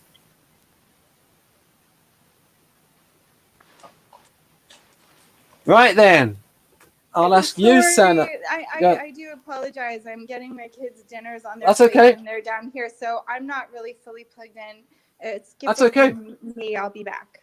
Okay, so Sana, what do you think of these numbers? You might actually like these ones. Well, I'm not sure what number 2 has to do with SE to begin with, so I'm confused. So I'll just ignore that one. Number 1, wait, what am I, are you asking if I relate to them or if I... Well, number 3, well, I suppose 3 things. You relate to them, Enneagram terms, and how true do you think it is of I.E.I? Okay. All right. Well, number 1. Well, 8 definitely. 6 probably. I think it's definitely true for I.E.I in general, and I do relate to it. I don't think a strong person has to be fairly ACDR or anything. It can be any type. Number 2, well, covered that one. I think that I don't think what it has to do with SE, and I suppose it can be I.E.I. I suppose I will do that under specific circumstances, but I wouldn't call it like a tiny feature of the type. Well, I mean, it's there. I'll just say number 2. There's a phrase from a Rudyard Kipling poem. It's something like, "Can you keep your head when others around you are losing theirs?" So it is about power sensing in terms of acting under pressure. Can you keep your head? All right. Okay, I suppose that makes more sense. In which case, I do relate to it. Obviously, not in every circumstance, but when it comes to emotionally charged situations, I think that's definitely true. In specific emergencies, when I know what to do, I will be very. I will I'll have my head together, and I will probably behave in that manner. I don't know if that's any Enneagram type specific. I can't really think of how that would apply. Number 3, responsive to calls for help. I can't really tie that to any Enneagram either. I would say definitely applies to me, I guess, if they're asking for the kind of help I can provide. But again, how is that SE? So, and number 4 is more like what you said number 2 was trying to get to. So either we were wrong about 2 or it's there twice. So I don't know, but we answered that one. I'll just say for number 2, it might be a case of, because they can keep their head when others are around are about to lose theirs, they can then stop others from losing their head as well, because that kind of thing. Yeah. I mean, you could be right. Possible. I think these are slightly confusing though. So imagine, say you might have a situation where somebody comes to you in that kind of state, and you're counselling them. Yes. And you get them out of that state. Right, but that's not a case where I'm actually under pressure necessarily. That they are, and I'm just helping them. So I don't know if that's SE related. Okay. But either way, I mean, we can probably kind of pointless to keep guessing. We just have to go with what we think they are, what we think they mean. Yeah. So, 5, when driven by strong emotions, become single-minded and pushy. Well, I definitely do that. I will probably do that without being driven by strong emotions, but it definitely helps. I can be single-minded. I can definitely be pushy. I do think it's probably fairly common for I.E.I. And I think it's kind of a 4 thing.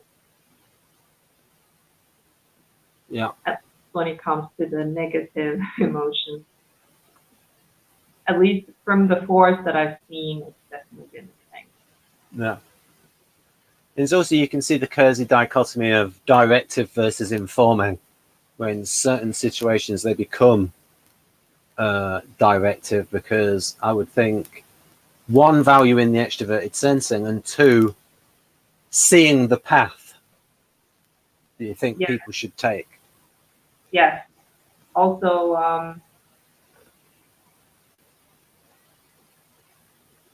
I mean, this is FE, because there's a strong emotion there as well. Oh, yes. I think when they work together, they can definitely have that kind of result. Even though the FE2 is super positive. Yeah, the FE, because, well, one of the reasons why that is that this block is the block of ESFJ. This self-affirmation block is the social mission block of ESFJ. And as I said, because Victor's got the scalable logic, he thinks, well, on its territory, this acts a bit like ESFJ, just like how I apparently act ENFP-ish when I'm on my territory, NEFE. Right. There's still too little of the data quadra self-expression over harmonious. Well, you've got dramatic. Well, we're not that provocative though. A little bit. I prefer FE descriptions that are independent of positive or negative emotions. I think it should be just emotion. Yeah. Right. That's fair enough. So we'll go on to the next one now. I'm not so sure about this definition. A function that shows in active, obstinate, enduring behavior.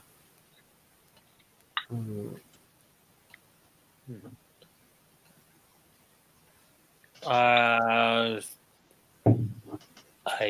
cannot. I like the idea of being frugal, and I try to be frugal, but I do end up spending stuff. So, right now my plan for making money is to win the lottery. So, well, I mean, although your ability to spend money is impeded somewhat because of what you're shelling out for the Catherine courses. Well, I'd say that's an example of number one right now. As a prime example. And also, that, and also I've been in a couple of short city breaks recently, so that doesn't help either. So yeah, this particular year is not my frugal year. While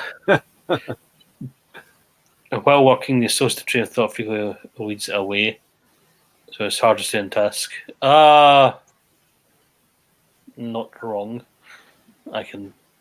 Yeah, this is definitely. Again, this is not self-praise first. Let's put it that way. Try to keep it on Enneagram, and it's away from 3 as well. It's away from self-praise 2 especially. Tries to make the most of the resources that fall into its hands, though any entrepreneurial activity involving risk tend to exhaust it quickly. Yeah, I can agree with that. Spends a lot of energy on a project with modest outcome, and that bothers me a lot, because I think that's one of the things that puts me off pursuing projects, because I'm kind of worried about the outcome, not my expectations. I just noticed something. If you see this block, which type is in that block? ENTJ. ENTJ. And so it's almost as if it's been a bad ENTJ with 3 and 4. Mm-hmm. Because ENTJ does those sort of things with the resources. But it's almost like they're trying to do what ENTJ is doing, but it comes out badly. Mm-hmm. Yeah. Because I can almost understand what ENTJs, what people like this are doing, and why if I'm looking at it from a distance. But when the closer I get to doing it, the more overwhelming it becomes. Yeah. Yeah.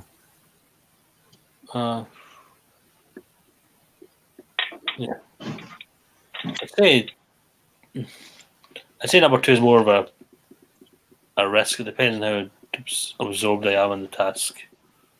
But yeah. I'd say it's almost NE actually. Yeah, number 2 is like your NE is leaning away. Yeah, I mean, I agree with that. I mean, the reason why that's in there is something to do. It's Victor's temperaments that I call his mindsets to differentiate it from Kersey, where he thinks that NI and SI DOMs are associative in their thinking. Well, he's half right. SI DOMs are, and Kersey wrote about that with the associative speech of guardians, but it's associative on a concrete level rather than associative on an abstract level with NPs.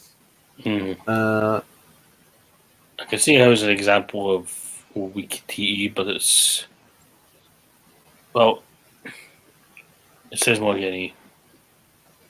It's weak NE. It's weak TE because of NE. That's what it says. Like. Yeah, the associative train of thought is a weird thing from his temperament system. Because he calls it the receptive adaptive mindset.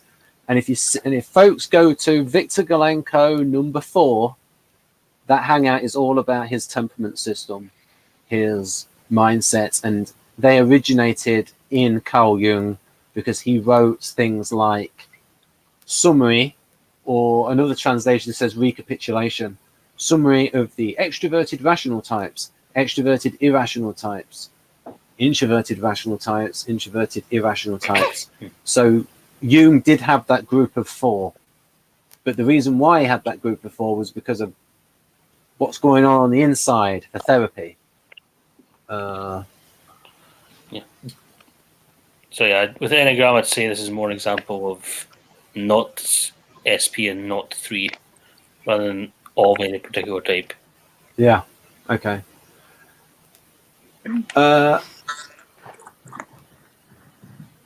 Maybe not 8. We about to say something, Tamsi? No, I'm sorry. Oh, Janae's gone. She might be back. Yeah. So I mean, what do you think of this? Do you relate to this, Tamsi, or do you think? I'm not frugal. I don't know how to be frugal. I suck at it.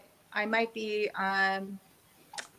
organized with finances at some point in time, or I'm really good if I have a goal, but I'm not frugal. While working, the associative train of thought frequently leads it away, so it's hard to stay on task. I know I'm obsessed with what I'm obsessed with, but sometimes things spark other ideas, so it could be hard to stay on task if I become more motivated about something else that's sparked. Tries to make the most of the resources that fall into its hands, though any entrepreneurial activity involving risk tends to exhaust it quickly. I'm very entrepreneur driven, so I guess that doesn't apply to me because that doesn't exhaust me, that excites me. Usually spends a lot of energy on a project with modest outcome. No, I'm a very let go. Well, I mean, sometimes. But usually if I'm really inspired to do something, I'm kind of a firecracker. I go strong and it usually does really well, but then I might let it fizzle off because I realize it's not really what I want. But I think relatively actually successful outcomes to the things that I apply a lot of energy towards. So I don't know if I'm overly... Well, I would say in your case, first of all, I would say Carl Jung, and that's why I wrote it in the self-affirmation block. I've added this. Carl Jung says in the definition of the inferior function that functions develop.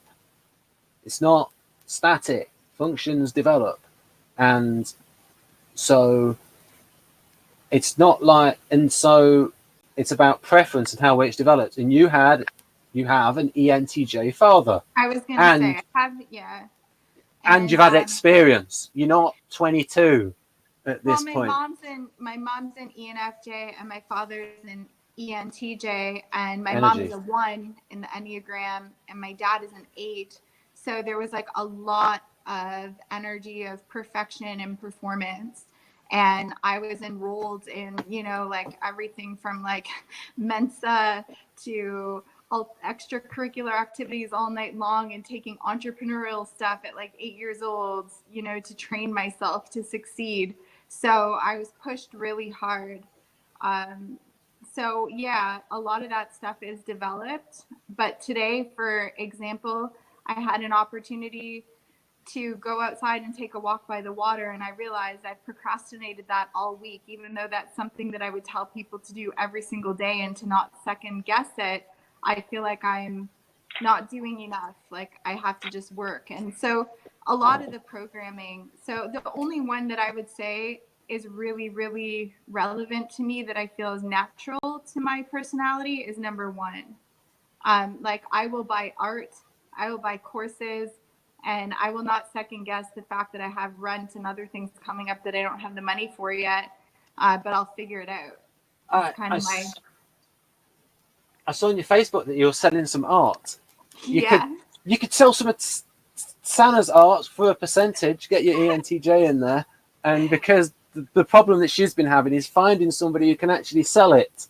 Well, the problem with the art that I have online is I don't want anybody to buy it. So I would rather come up with money in another way than to actually sell my art. I would like to keep it, but I'll just throw it out there as an alternative means of bringing in money. I'm not sure. We'll see if I have any skills in selling the art. then I'll take it on. Right. So it was interesting what Jonathan said there, that he can understand ENTJs, but actually trying to do ENTJ. So is that ENTJ like the one that we just went through? I think what the idea is that. Okay, you know, with the other one, it was like in. It's almost like the INFJ has a poor ENTJ in them. It's just the way Victor figures it in his system. They've got a poor ENTJ within them.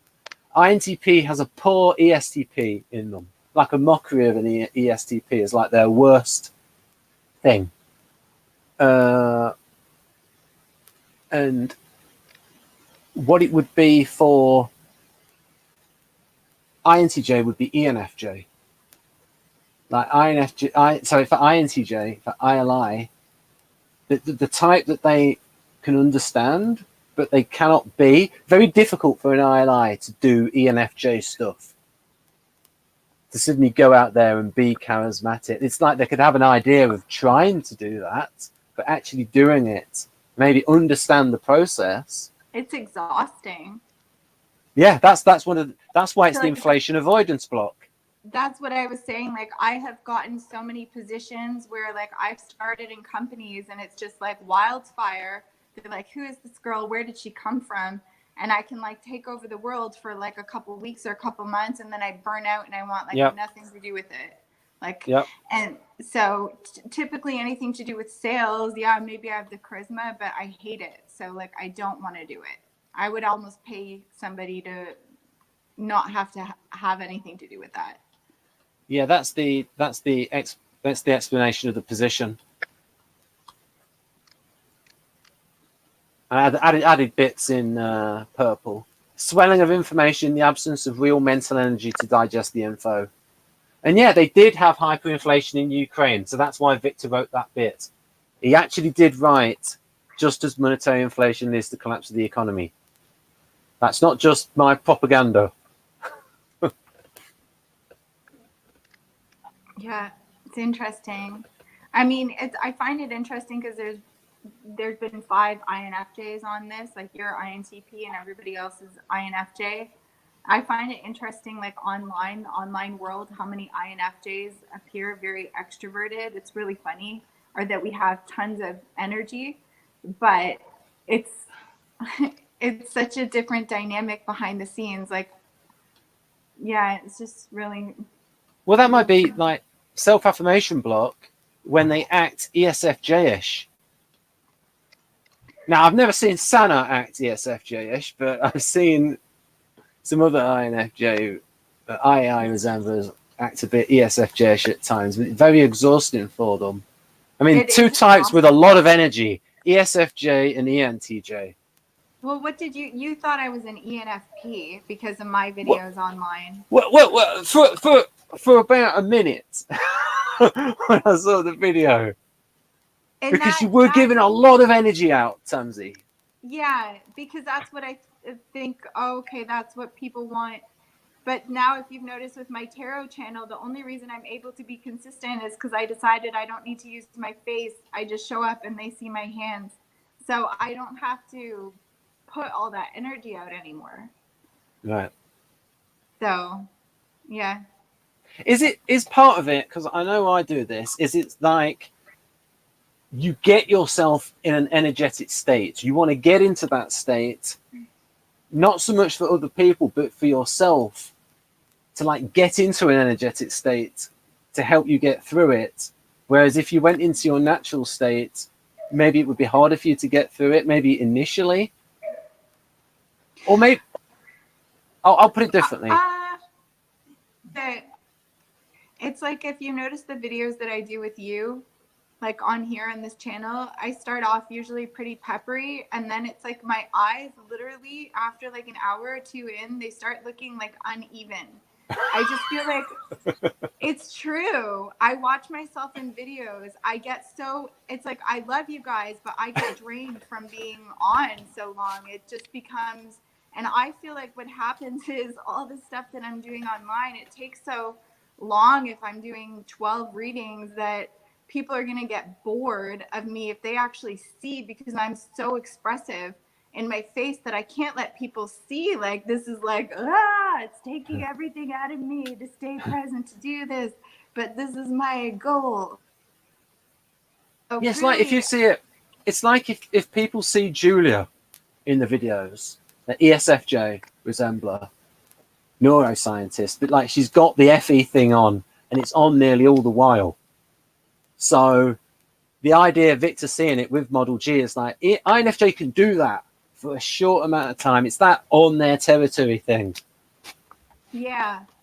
And it's like, I don't know, when I'm recording and that type of thing, I know that I can't do my face more than like once a week because I just look too drained, and people love it. You know, people just draw from your energy. That's what people want. That's why people are here. That's what they're looking for here. Yes. People are looking to get inspired and energized. So I can still do that with my language and with like the tools that I'm using, right? Like tarot, as long as they don't see my face. If they see what's going on with my face, then it's like they're gonna get worried, or it's gonna take away from what I'm doing. So that's kind of just what I've learned about myself, because I can see, I'll watch this back and I'll look and I'll be like, oh, at the beginning I was so vibrant and then by the end I look like crazy. I just yeah, I feel like it's an awareness that I'm doing something to provide something for somebody, and I know my limits within it and how it's still going to be positively received. Well, it's your presence is well appreciated. It's also the idea that I call the launcher function, the eyes are bigger than its belly function. So at the start, it's like, I want a TI, I want a TI, I want a TI. And then you get, oh, I'm rather full of Ben right now. Right. I forgot what I was going to say about. Over to Sana. What do you think of these bullet points? These T plus bullet points. Anything as before? Oh. You mean like Enneagram wise and? Yeah, whatever you think. You, Enneagram wise, accuracy to the type. Okay. I have never struggled with not being frugal. I don't think it was something that it was something that I was raised at, basically. But I think for me, I never just really had things that I wanted to buy. Like, I never thought about it very much because I didn't have expensive hobbies or whatever. And then I ran out of money, and now I'm kind of paranoid about being broke again. So I don't know how that relates to number one, but it's definitely a fear-based thing. Oh, I'll just say something about, that's a good point, where Crystal got typed as Delta by World Socionic Society because they thought that she valued TE because she was frugal, but that was actually because of her upbringing, and she mentioned this publicly, where there wasn't much money around, and so that value is from a non-type factor. And then also she talked about it's very draining for her to do teaching. She can do it, but only for a very short amount of time, where she goes into that expressive mode, and that her main thing is more the counseling thing. And she identifies as a 2, but it's helping people with their psychology, with their mental health. So is she I.E.I? I think so. Although, I think so overall. Yeah, I think we do need to figure out how type-related things and non-type-related things interact, because I think that's kind of the problem with type descriptions like this. I don't think you can say that a type is not frugal or is frugal. I think you can say that there's probably a tendency, but I don't like this type of definite descriptions, because you need to look at why a person does what they do. Yeah, I know. It might have been written with more caveats in the original version. Possible. Because I can see that anyone with low TE might end up with this kind of a behavior easier than somebody with high TE. But I don't think you can have like a black and white point like this one. Like, not all I.E.Is are going to be not frugal, and the reason for that is probably going to be something like upbringing, or they grew up broke. That's definitely going to have lifelong. It's going to be a lifelong struggle to get rid of that mindset. Yeah, I was there for very long, and I'm struggling. Yeah, but do you know why these things get in the profile, though? Why these little odd things that stick out, why they get in the profile? Well, I think some people just like writing profiles. Like I think it's a stereotype. No, I think it's because of the way the functions are defined. And that to me, they're like red flags that the functions need to be slightly modified in their definitions, because you're ending up at this place. So, for example, Victor defines TE as business logic. A lot of socionics has that spin on it with TE. I don't think that it's that narrow. A lot of the socionics definitions, to my mind, are a little bit too narrow. And so I think it's... Yeah, Model A TE is not business logic. It can be applied in business, but TE specifically is not about business logic. Yeah.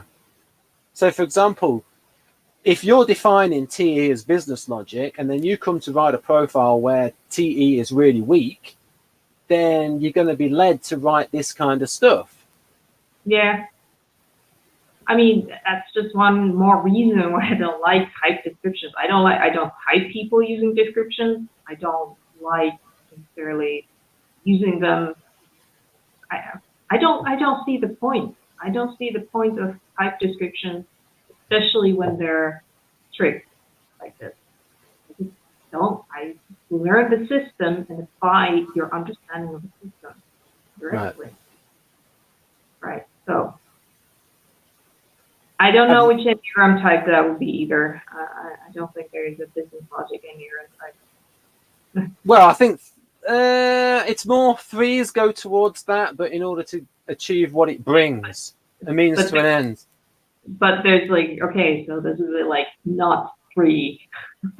Yeah, I mean, yeah, exactly. I mean, so for example, if you read the Kersey ENTJ, and Jonathan went through it as well. We recently went through it a couple of months ago.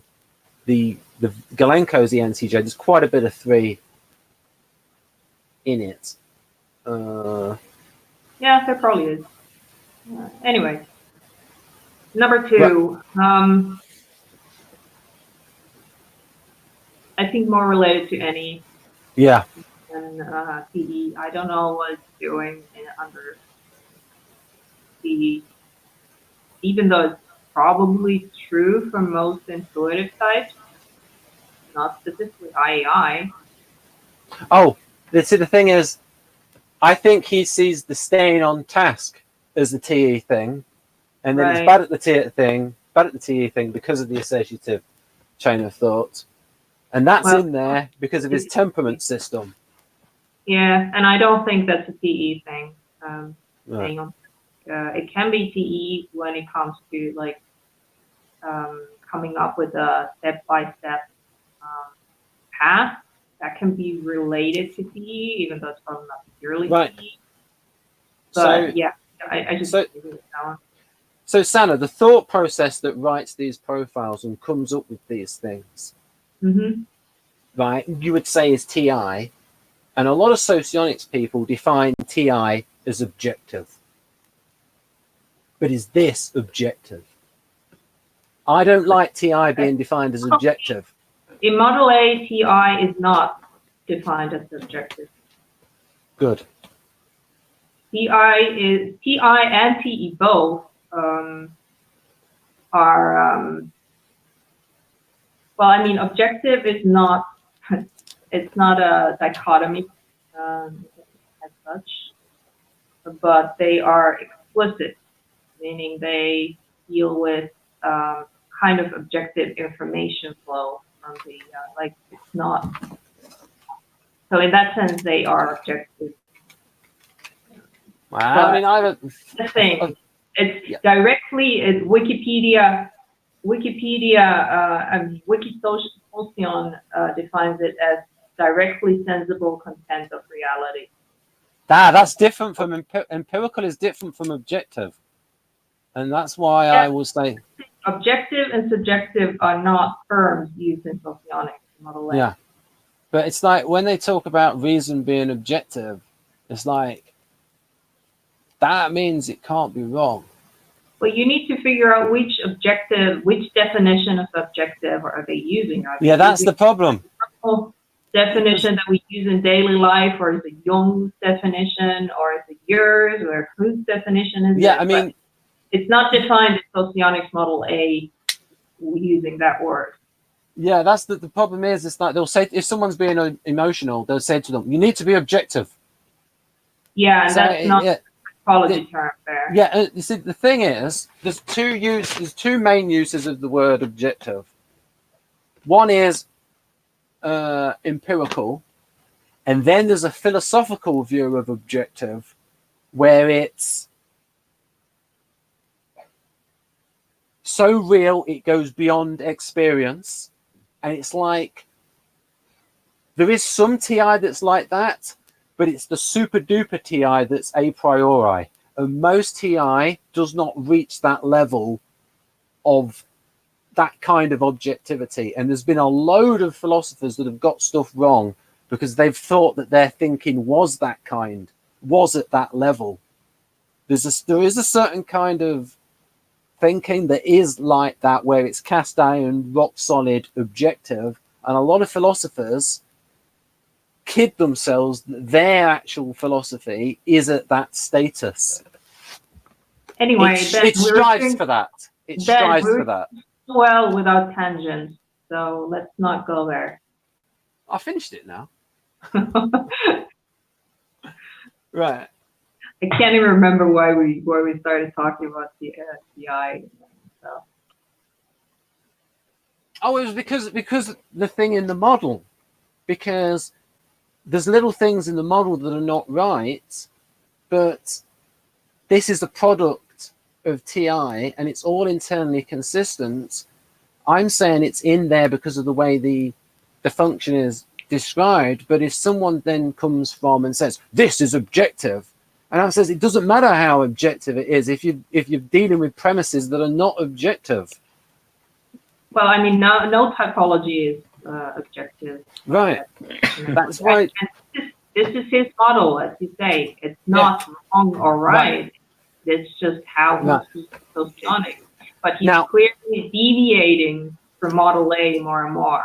This is a really Yeah. fascinating discussion of Socionics NE, which is what we're supposed to be talking about.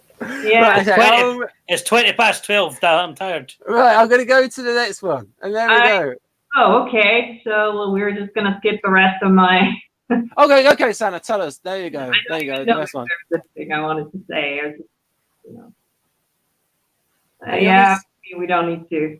4 definitely applies to me because I have no energy of any kind, and that's my biggest struggle in life. So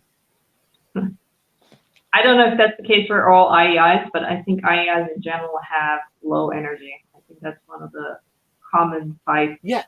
And even for Tamra here, who's had that like ENTJ training from her father, it's like she can keep it up, but only for a short amount of time. I mean, if she can keep it up with for 2 weeks, Yeah, that's it. humongous amount of time. It's a lot of. I could do it for 5 minutes. It's a lot of training, and it's a lot of training, and it's exhausting, but then it's awful because I like actually then end up like cutting everybody out from my life for like 9 months, 10 months, because I get so exhausted from the 2 months. So I find that like just knowing you guys on this channel that are INFJs, I see you doing a lot more balanced job of the lack of energy. I seem to have these like spurts and then total, yeah, it's just interesting. I don't know. But, Yeah. I mean, don't you think that... Have the energy to do one of those first is completely strange to me.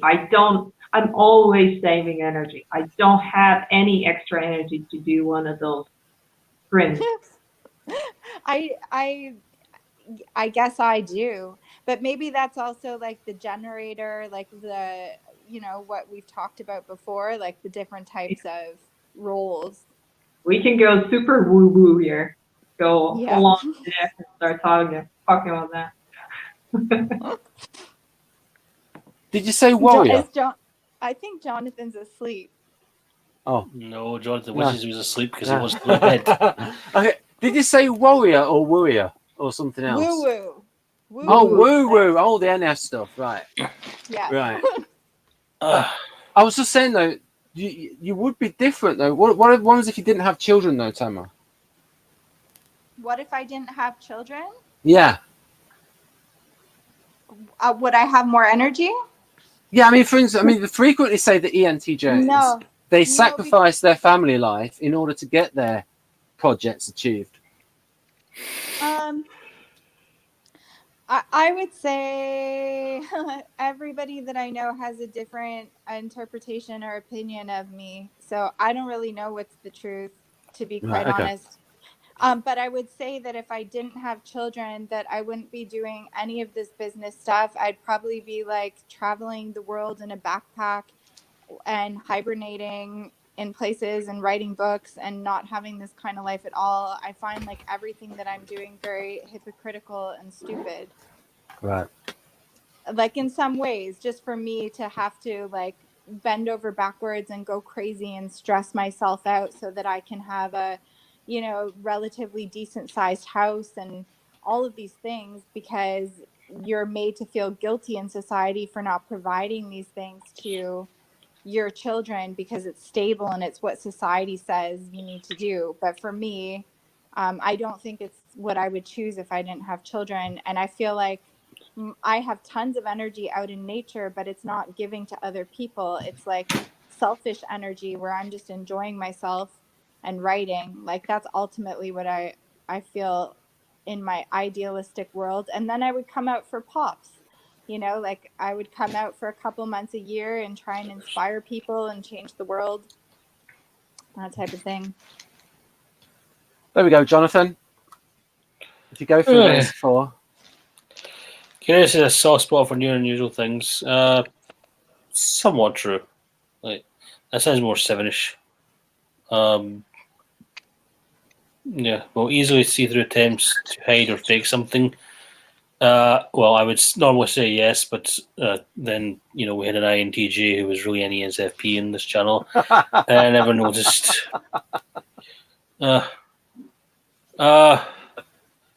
Frequently oscillates between humble and inflated view of its capabilities and talents. Well, I mean, I think I'm a pretty modest person, but I am pretty awesome. But I think I'll just say that thing. Jeff has similar sentiments. Like if he didn't have his son, his preference would to be a traveling comedian. So back to Jonathan. Yeah, I would say that number 3 is pretty consistent with social 1.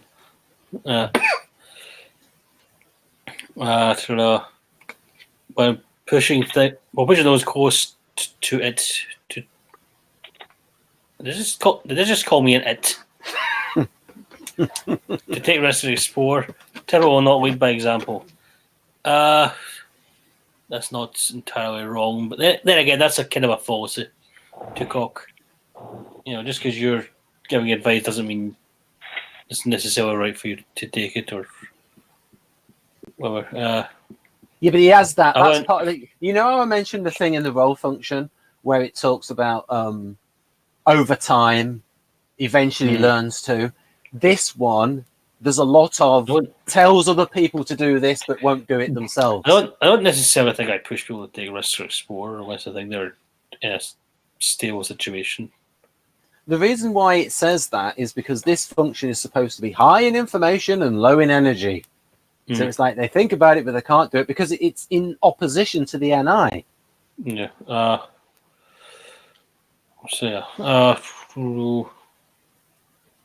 Enneagram wise, you could see a few different things.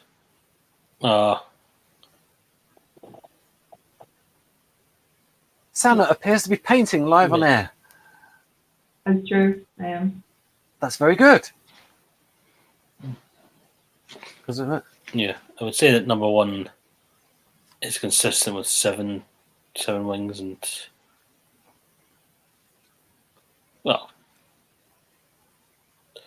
it's anti-stereotypical SG, I suppose, but that's not how fair to SGs either. They can have their moments, though. I mean, they have like these sides where they do get.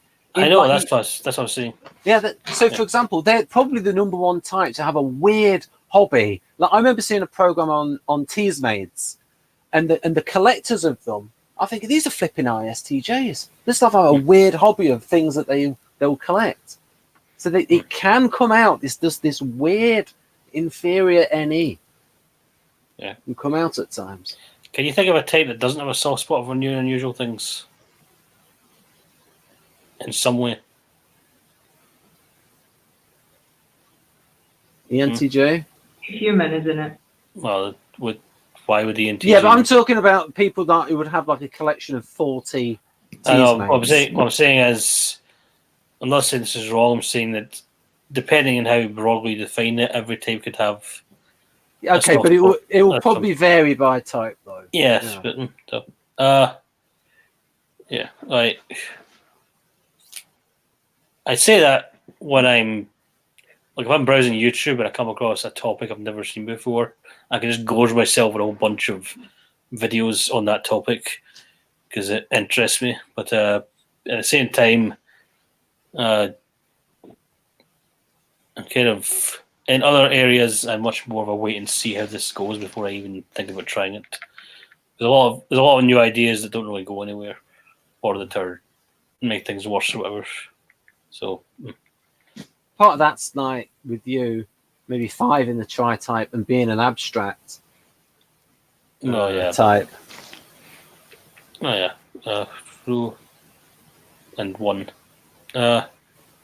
We'll easily see through attempts to hide or fake something. What does that sound like? Well, that's obviously an IFE, and so there's a lot of types that think they're good at this that aren't necessarily. But so it depends on what something is. Yeah, that's the thing. Sometimes, so for example, SLE can sometimes be very good at seeing through things. In terms of if someone's being a tactical thing or trying to con somebody, they can see that quite well. But maybe in other things, it depends almost. You know what I mean? It's like the kind of area that it's in, the fakery. I think it's like, I think everyone does number 2 in their own area. Yeah. So, that's so for example, with INTP and INTJ, they would pick up if someone's trying to fake a theory or something with the inconsistencies, and it's this doesn't add up. Well, then again, though, sometimes some people aren't trying to fake it, but they're just a different type and they're expressing things a different way, and we think they're faking when they're just different. But all those things, one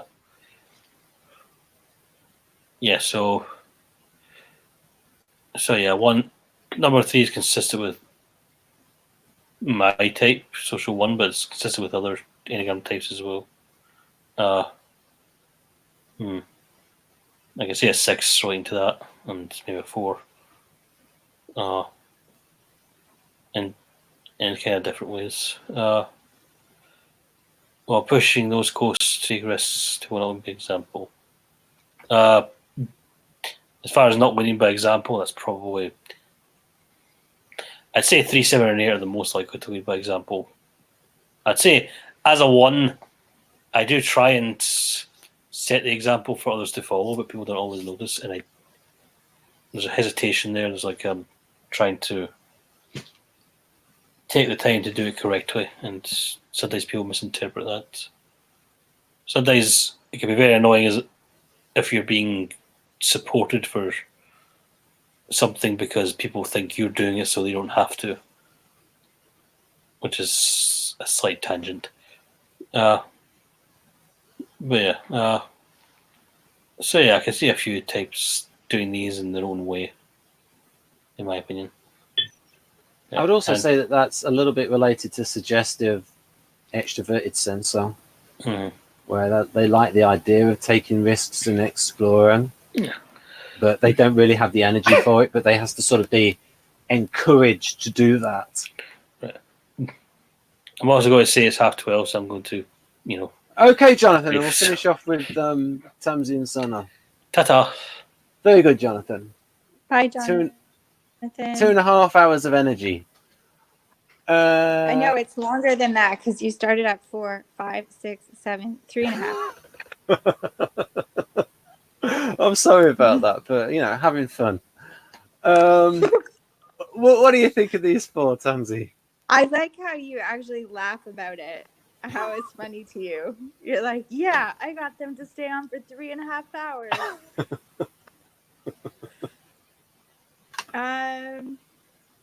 So Curious has a soft spot for new and unusual things. I love new and unusual things personally. But are we relating this, because it says paired with 3, are we relating this to the number 3 Enneagram in specific? Oh, no, I mean, just generally, in 3 ways, like how you think it relates to INFJ, how it relates to you, and how it relates to Enneagram. Okay. INFJ loves to explore. Type 4 is love, anything eccentric or unusual. So we could do this one by one. So when you've said what you've said about number 1, Sana, you could tell us what you think of number 1. Okay. Number 1, I do definitely think that has to do with any particular high, any in Model A that would be high dimensional. Yeah. So I suppose it. But I don't know if it's specifically I.E.I though.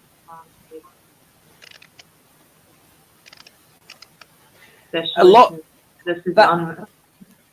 Something about curiosity and new and unusual things usually makes its way into a lot of the NE boxes in these like profiles. Said, who doesn't relate to that in some ways? Even any polar is going to relate to it to some degree in some areas. So Right then. So, kind of like a neutral saying, yeah, sure, we're talking about any here. yeah, I mean, it's like, yeah, I mean, it's like some types more than others. Like, again, it's usually correlated to the amount of strength of any. So, Tamsi, what do you think of number 2? Then I'll ask Sana what she thinks of number 2. Will easily see through attempts to hide or fake something.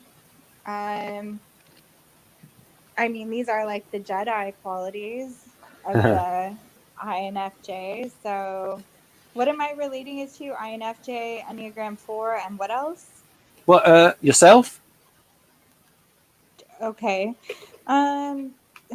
Yeah, I mean, for me, I feel like that's a vision that's within myself that sees before other ways of sight.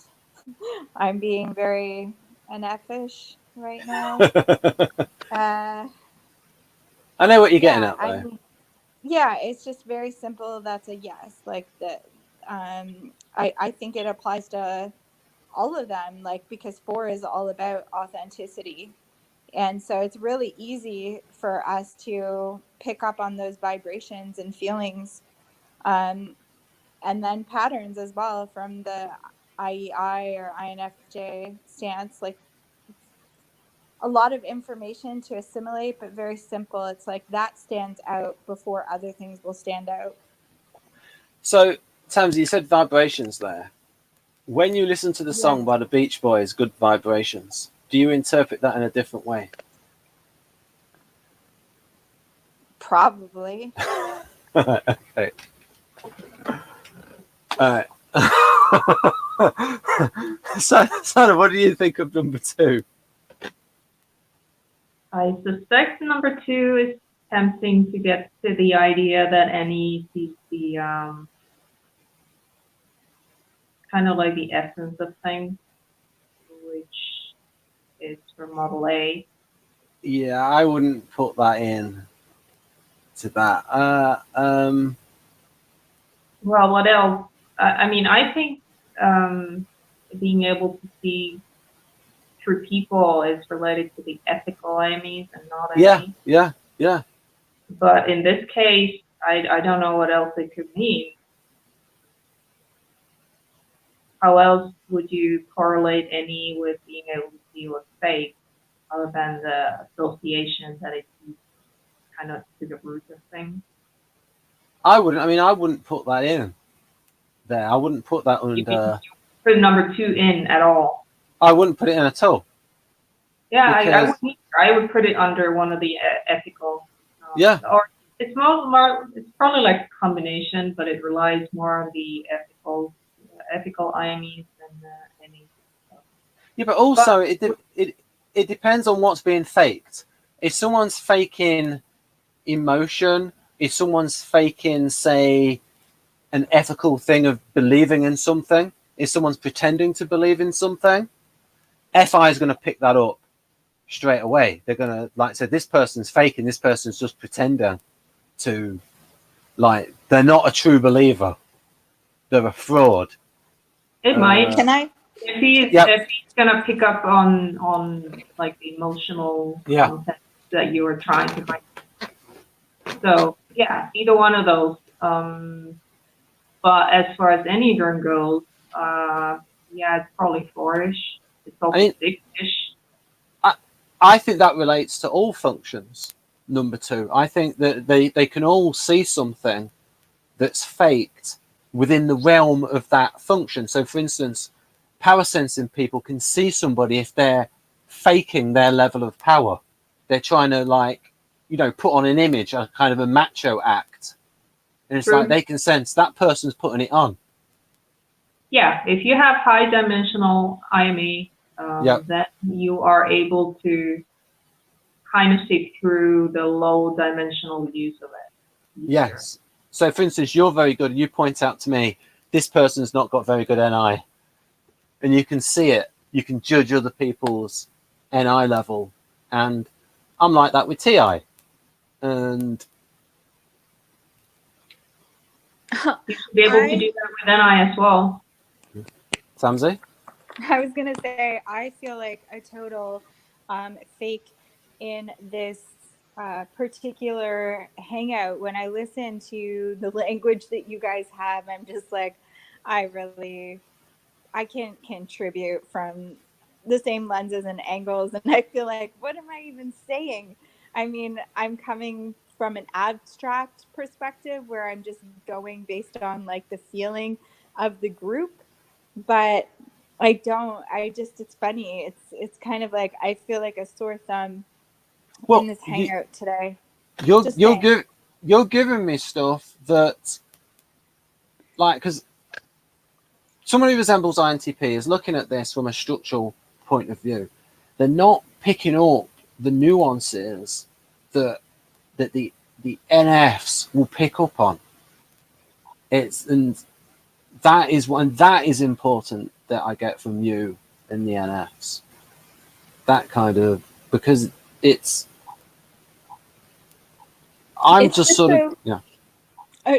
But listening to Sana and listening to Jonathan and Janae, I'm just like, there's a lot more technical aspects that they're able to grasp with the language here. I feel like I'm that person that showed up for the test that didn't study, and I'm just about to jump in and do my best.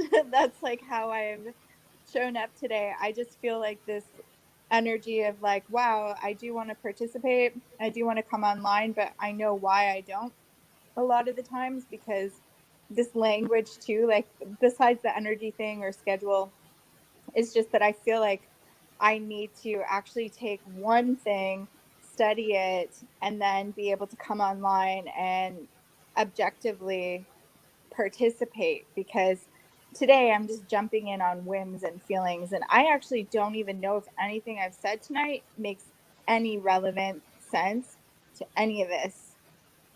I think you've made sense. And first of all, it's not a test, so. Yeah. I know, but it's still. We're testing it. We're testing the profile. We're the ones who are doing the testing. And for once, we're all disagreeing with it, it would appear.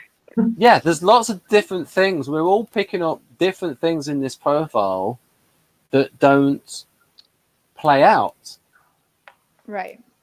And so while there are lots of good things in Model G, it's because Socionics is a very ambitious system with its TI. And so it really thinks it can like shoot to the stars with its TI, and it gets a bit over ambitious at times in trying to like come up with a neat, very structured system of the human psyche. I'm guessing he doesn't compare it to reality. Like he just goes with the theory and he expects it to line up, and it doesn't necessarily. See, just to be quite honest, I couldn't ever see myself studying this other than to want to participate in the group. I could never see myself taking the time to try and figure out these, yeah. Well, what I plan to do in future, Tamara, is to do, say, NFs, and just concentrate on one position and explain the position. And so over 8 events, you would understand Model G. All right. Well, interesting. I just feel it's interesting because I'm like, maybe this is a very like INTP way of wanting to navigate something like personalities. But Yes, I'm it like, is. if I'm an INFJ and Young was an INFJ, like, yeah, I Well, love reading his books, but it just feels so very, very different. It's philosophical. He's INTP. Oh, interesting. Well, anyways, interesting. Okay. All right. I mean, that's okay. It's just that, I'll just say that, I mean, I actually did a case for why Carl Jung seems INFJ, but when I look at but I hadn't looked at it before, but when I look at it, it's so INTP in the way it's written and the sentences and the digressions within the middle of sentences and the caveats and things. It's just that in the decades after that, he got really interested in all the mystical stuff and trying to understand it. He appeared INFJ because of his interests, but he seemed to study it in a 90p way. Okay, and I've looked at a lot more of the mystical stuff. My whole point and interest and intrigue in this moment, and it's a little bit sideswiped, I understand that, but it's just that you seem to attract like an abundance like of INFJs. Like you seem to be kind of like the honeypot to attract INFJs, and I don't know how you do it. And then the other thing is that I find even more interesting is like this kind of stuff for me is very for my brain to try and digest, because I'm like, oh gosh. And then I'm like, what is it that I want out of this? Like, why am I here? Why am I participating in this when this stuff to me, it's just, I'm like,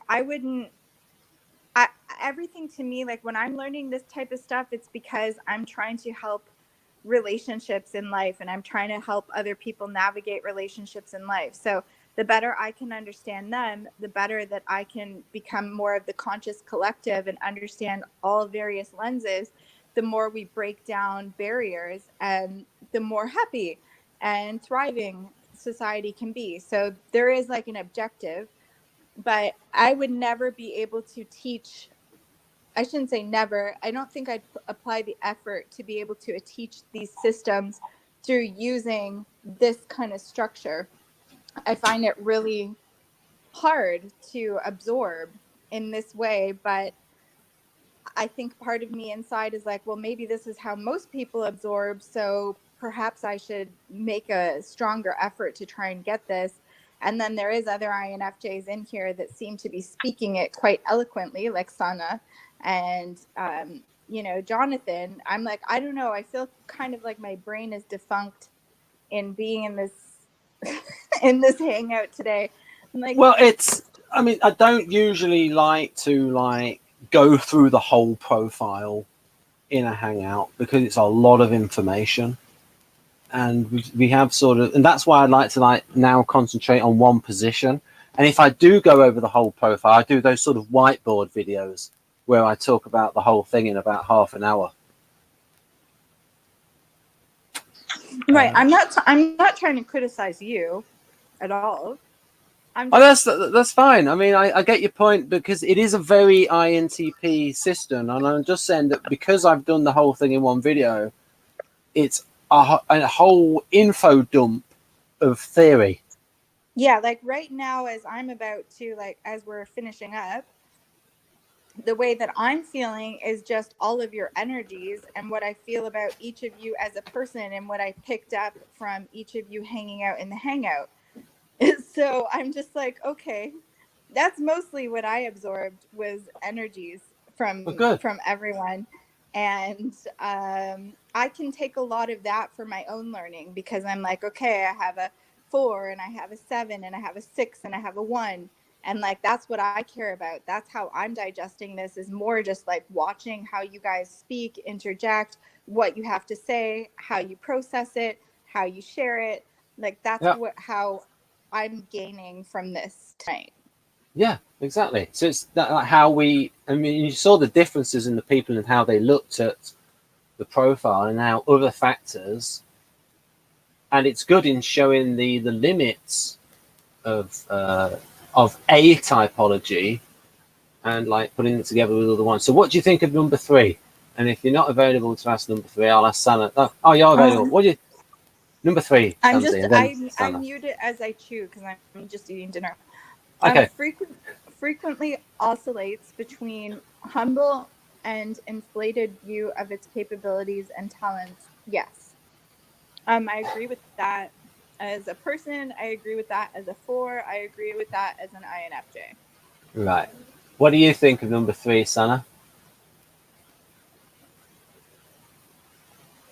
Well, I think it might go with mood.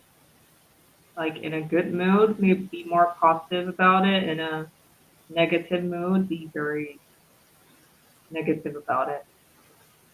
Right. High dimensional NE and Model A correlates with the ability to be aware of what you're good at. So in that sense, I don't see why it's necessarily a thing for I.E.I, because there is that high dimensional NE. So this shouldn't be like inherently an anything, because you can't tell. You do know. Well, so that's why I would say that if it happens, it's more related to the more related to what? mood, emotion. Right. But I would emotional. think theoretically, and I think you're right about that with the NE. It's like high dimensionality unvalued NE in I.E.I. that Yeah, they see what they have the ability, and it's like, I could do this, and it's like, I could do it, but then they don't have the energy to do it, and so when they're thinking about doing it and imagining what they could do it, it's like they have a high opinion of what they could do, but then also they'll berate themselves for not having the energy to do that thing that they say that they're very good at. And so part of them but I don't think they're very good at it. I don't think that's about this is, I mean, unless you were talking about any specific talent, that doesn't apply, because this seems to apply to any kind of capabilities and talents, and they may not fall under any. And I was just thinking about any's ability to see a talent and to maybe imagine what they could do with it. I get where you're coming from. I'm saying that whether you do it or not is not related to any, unless it's an any activity. Okay. Any just simply any is correlates with the awareness of what am I good at and what am I not good at, and that in itself doesn't require energy. That's just awareness. Yeah. Oh, I was just saying that because they don't. I was just saying that outside of that, that because they then don't do it, they might. Yeah, but maybe the talent has nothing to do with any. Maybe it's a talent for whatever, and the energy thing doesn't play into it unless it's an any activity. Okay. And so, I'm saying if number 3 happens, and it can definitely happen, I would say it's more FE related than. It's also maybe a thing like this where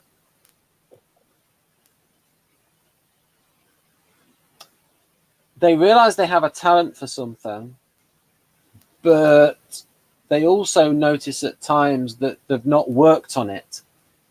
So it's like they might have an insight of where something will go, but if they're not putting the work in, then they're not.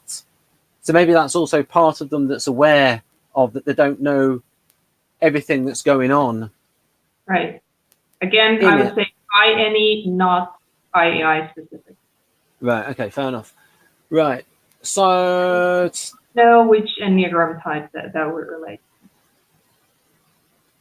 I think that's a bit 4-ish. It could be. I mean, especially the low way. Yeah. Yeah. Tamara, what do you think of number 4? Oh, you come back before I ask. Do you have something to say? No, I was just going to say, well, yes, I can answer 4 and then I have to go because I have to, I'm going to just have to go without having to make, sorry. Okay. That's okay. While pushing those close to it to take risks and explore, typically will not lead by example. Paradoxical, yes and no, both. I was trying to think about that. Like, am I a leader? A lot of people say that I'm a leader, but then at the same point in time, I don't have any objective of follow me, follow me. It's more like, let me give you permission by showing you I've given myself permission to do something. So I think, like, in general, I do often lead by example. That's more in giving people permission to be authentic, though. So putting that in the context of being authentic as a 4, I would say it relates. When you It's say give people permission to be authentic, do you sort of do that by showing that when they reveal themselves, that it's like a safe space for them to show themselves, to reveal themselves, without fear of Yeah, I judgment think or like something? yeah, I guess I just, having the mystical qualities and all of that is of the INFJ, walking in the world as an intuitive first, but hiding yourself most of your life, getting depressed, anxious, throwing off your judgment and your intuition because you're trying to operate in this false mode that's more safe for other people, so there's less judgment and less fear. Um, what I do now, social media and all that, like I would say that my energy is predominantly online to try and help others relieve the burden of being themselves, as a creative or as a sensitive or as intuitive or as introverted, because we've been so ostracized in society and so scared and unvalidated in so many ways. So I lead by, this says, while pushing those close to it to take risks and explorers typically will not lead by example. I might, tell people to go ahead, go skydiving, go do all of those things, but I'm not going to go skydiving. But if I feel like that's the right thing in their heart that they really want to do and they're scared, but they're that kind of scared that needs like a good push to give them permission to do it, I'll give permission to do it. I'm not about to go skydiving. But where I will lead by example is, even though I'm introverted and it takes copious amounts of energy to keep up with everything that I'm doing social media wise, I feel like there's an inherent necessity inside of me to do that, because I know I get tons and tons of messages, from people that have decided to not take their life or things like this because they don't feel alone anymore, because somebody has given them a platform. So just by me using my voice, I speak for a collective of people. Um, and I was very quiet and wasn't even really on social media up until a couple of years ago. So it's a dramatic switch in what you see from me. And that way I will lead by example. Um, and that's kind of my motivation and why I wake up and I do all of the things that I do, because I feel like the world really needs to change. And even though it's very uncomfortable for me, it's giving permission that a lot of people, a huge percentage or a small percentage of society that's really suffocated and hurting, it is going to be able to rise up more, because the more of us that do this, the more people step outside of comfort and the more we make these minorities accessible and validated in society, because we are real numbers, we're just very quiet. So by me putting an extroverted leadership approach to more introverted qualities, um, I think that naturally lends permission. So I think I do both. Yeah, it's the reasons why you do it. Yeah, the NF reasons, diplomatic, going into role of a mentor role, a mentor educator role, or an advocate role.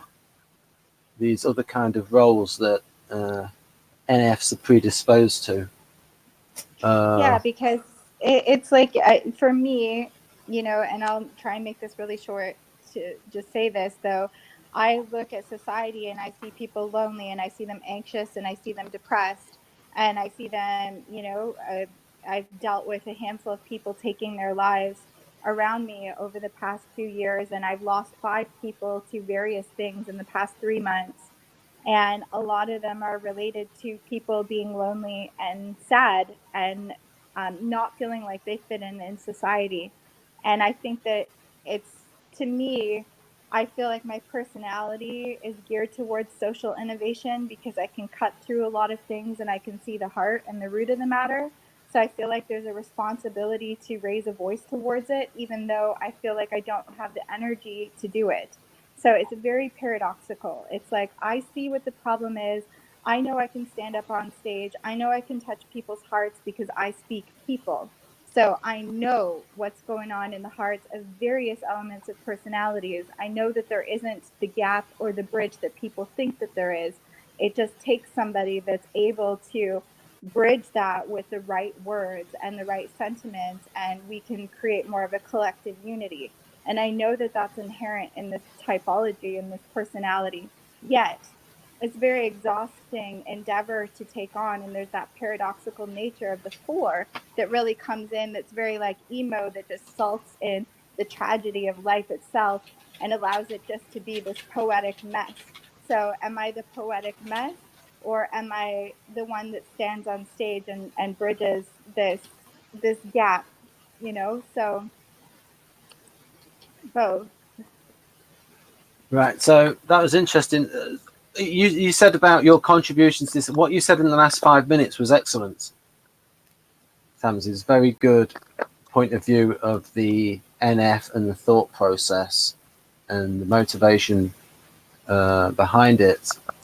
And you also mentioned collective unity, and that is a thing which is very interesting to think about, how NFs are at one time very concerned with themselves and their individuality and authenticity, but also with the group and collective unity, as you say. So there's a little tension there. Yeah, well, I think it's nice to you know, it's very typical of a 4 to get lost in the sadness and the poverty that life ensues, and you just want to live in these emotions and really kind of absorb all of that. But then there's this other element, you know, where everything is so personal because you're so dramatic as a 4, like you're so sensitive.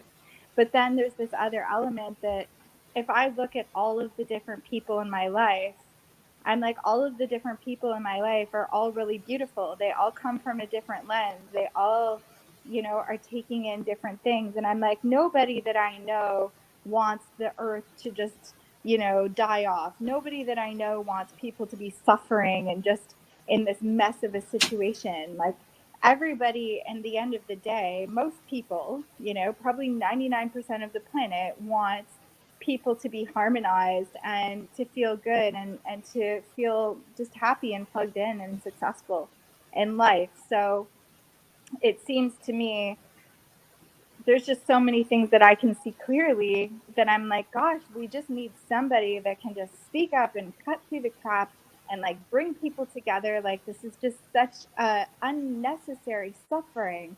It's just ludicrous. Yeah, But you don't have the energy to do it. It's like, I can see it. Can I just like speak these thoughts into somebody's head so they can get up and they can organize this? yeah. So it's like, do you almost wish that people would get with the program? Yeah, because it's ridiculous. Like, I just came back to Ontario. I've been here for a week and a half, and I'm like, look at everything that's going on in this city. Look at the sadness. Look at what people are dealing with. Like, none of this is necessary. It just needs a different type of structure, Well, a different type of leadership.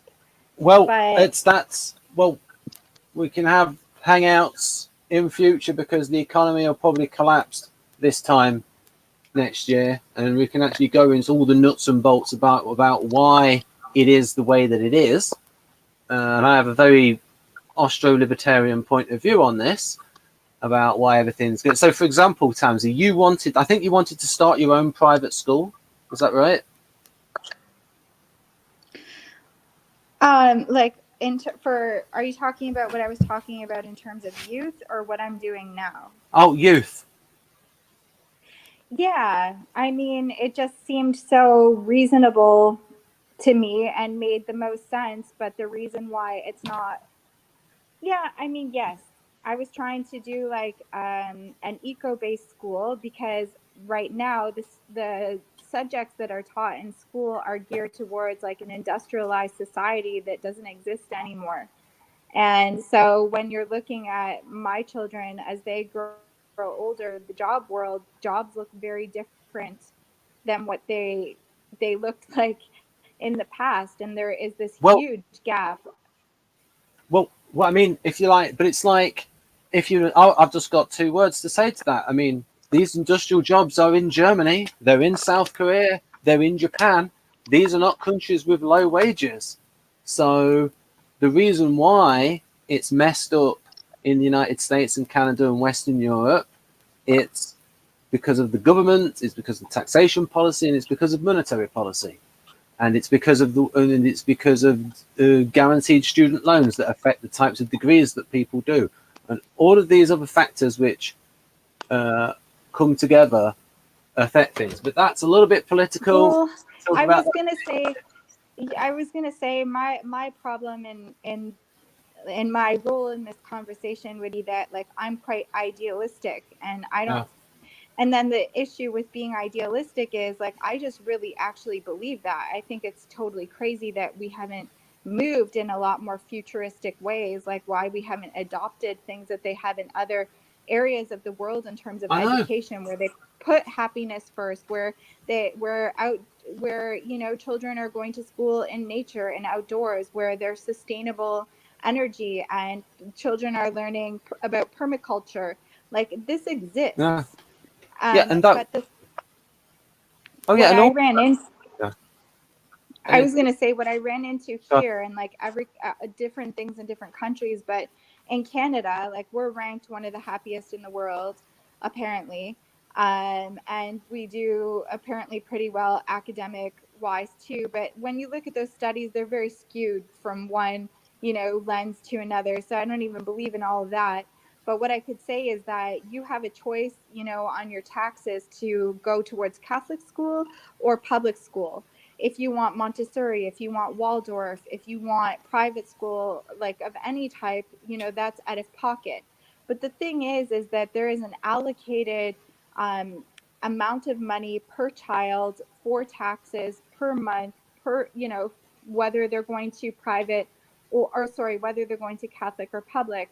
And what I was trying to bring to the board, which I didn't go very far because I became just overwhelmed with the whole concept, was that if you're going to allocate this money and parents can choose whether it goes to public or Catholic, let there be another choice of like an eco school where the money just goes to us. Because I looked at the funding and I was like, we could create straw bale units where the kids actually participate in building their own school and growing their own food and learning these elements of education, and it could be completely funded as a viable alternative to the other two. And this would I was just going to say, you would get all that if education was voucherized, then that would happen in a free market. All of these different types of schools would come into being. What I don't, but in Canada, like in BC or in Alberta, in certain provinces, you do have that option. You can choose Montessori, you can choose Waldorf, as well as Catholic and private. But in Ontario, no. And that's just like the government being in bed with other people. Like apparently we've bought textbooks for like another 150 years that are assigned on to like a certain, company. And it's like, it's things like this that get really gross, that you start exploring and you see the corruptness. So yeah, I mean, I thought about it, but that's that INFJ idealism. Like, yeah, I know how to change the world. Yeah, I know how to change the education system, but can I? But even somebody like Haley, she said that she could start a gym in the 1990s, but now it'd be too difficult to start her own gym. Well, just because of the regulations. I could start like when I moved out here, when my kids were only 1.5 and 2, I looked at starting a Waldorf program, but they wanted me to run the kindergarten for 8 years before allowing the elementary grades. And I didn't have the motivation to do that for future generations. I had the motivation to do it for my children alone. And idealistically, I feel it would be better for other children, but my burden as a mom is trying to figure that out for my own kids first.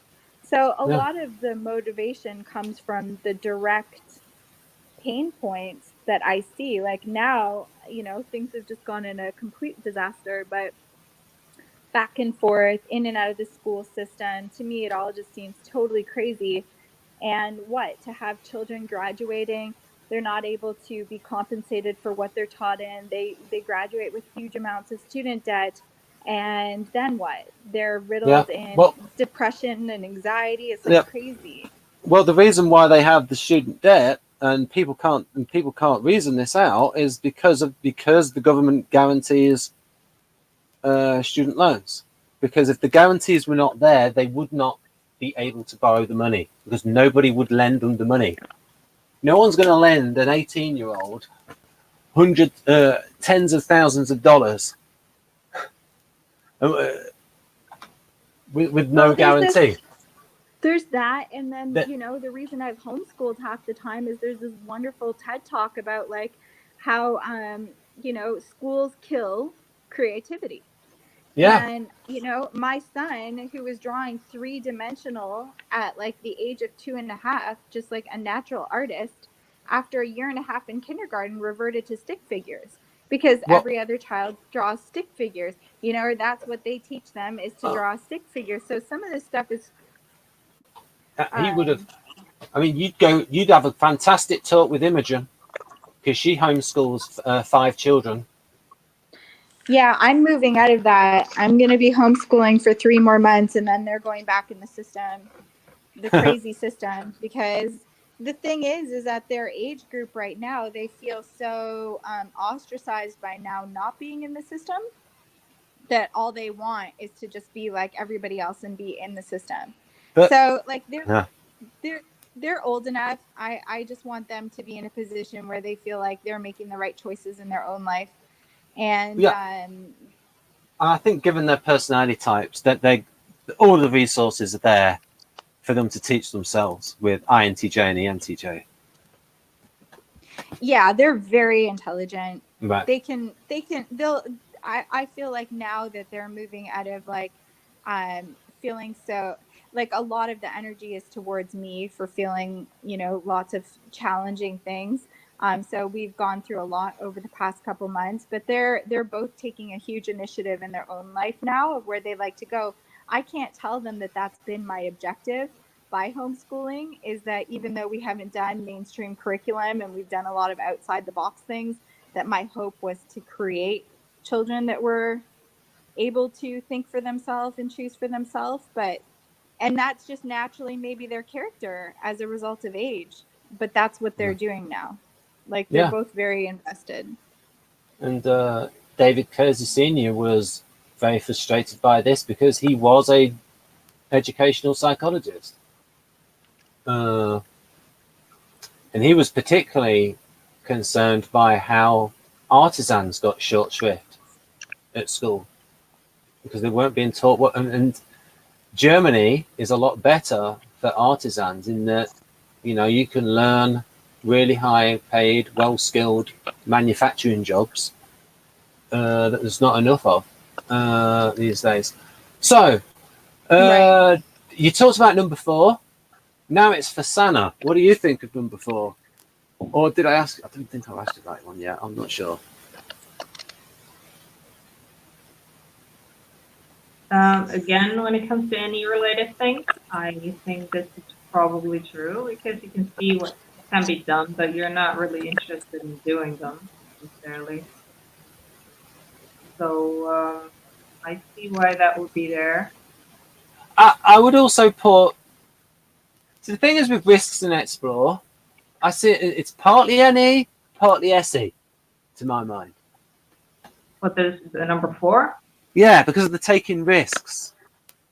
Because yeah, I don't necessarily. I mean, I don't think taking risks here is necessarily any. I know that he thinks it, but I think in this case it's just an example of something you might do.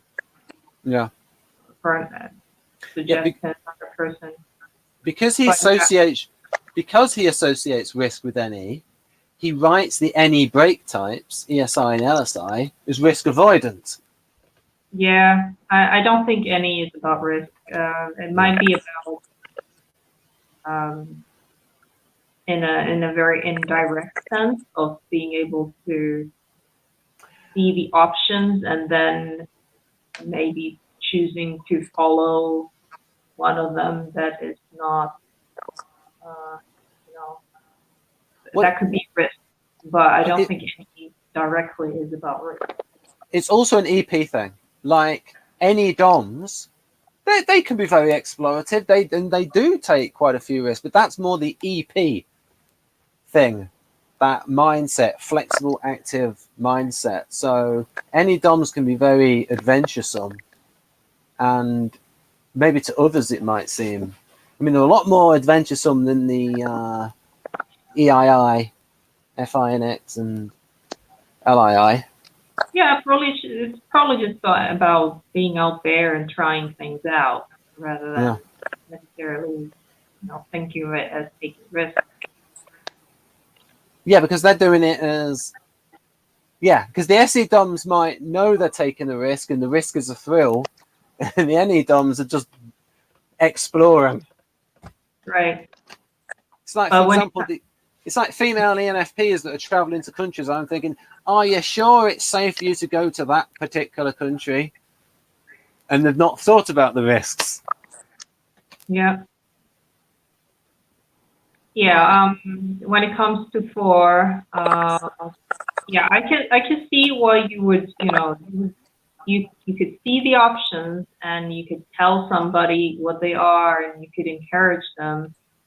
But if you're NI lead, you still kind of just want to focus on the one thing that you're about. You don't want to follow all those potentials that you see for other people, or even those you see for yourself. You as long as your current path is working out and it's what you really want to do, you're not interested in following the as much. Oh yeah, so, because the actions are completely opposed to each other. This is the path versus all of these options. Yeah. You have to necessarily ignore them. Yeah. I mean, if something becomes your main focus and goes through the NI validation and really wants to do it, then you're actually going to be doing it for real. And then the will not lead by example doesn't apply anymore because you're fully committed. You want to be doing it by that time. I can give you an example of what it's like for me. So it's like I've got these books here. These are the books I'm supposed to be reading. But it's like if I concentrate on one, it's like, but I want to read this one. I don't want to read that one. I don't want to read that. And it's like, and I don't read any of them as much as I would like. And it's like a tiny amount. And I go days without reading at all. And it's a mental effort for me to do it. And it's like, but I want it. And it's like, so that as well as the ADHD thing, it's like, well, if I concentrate on that, I want to do this one and this. So it's like the possibilities and the various plans are competing with each other. Whereas the NJs have that better, narrower focus. And I think for the NE ego types, the NPs, it's about what's interesting. It's also, I mean, it's definitely about what's interesting to me. Yeah, I think though what we find interesting keeps changing in the moment. It's like it's not. Well, that could be. That's the thing. It keeps so changeable. Right then. So I think that I'll end the broadcast now after 3 hours and 18 minutes of goodness. No, it's not just 3. Yeah, I was like, I think that I got off and got back on. You're hilarious. Thank you. This is so traditional of this channel, though. It gets into these like engaged long conversations. So this is for the people that are super geeked out on the stuff. Right. So I'll end the broadcast, but we won't all go poof, not just yet. So bye bye, folks, and then I'll have a little talk.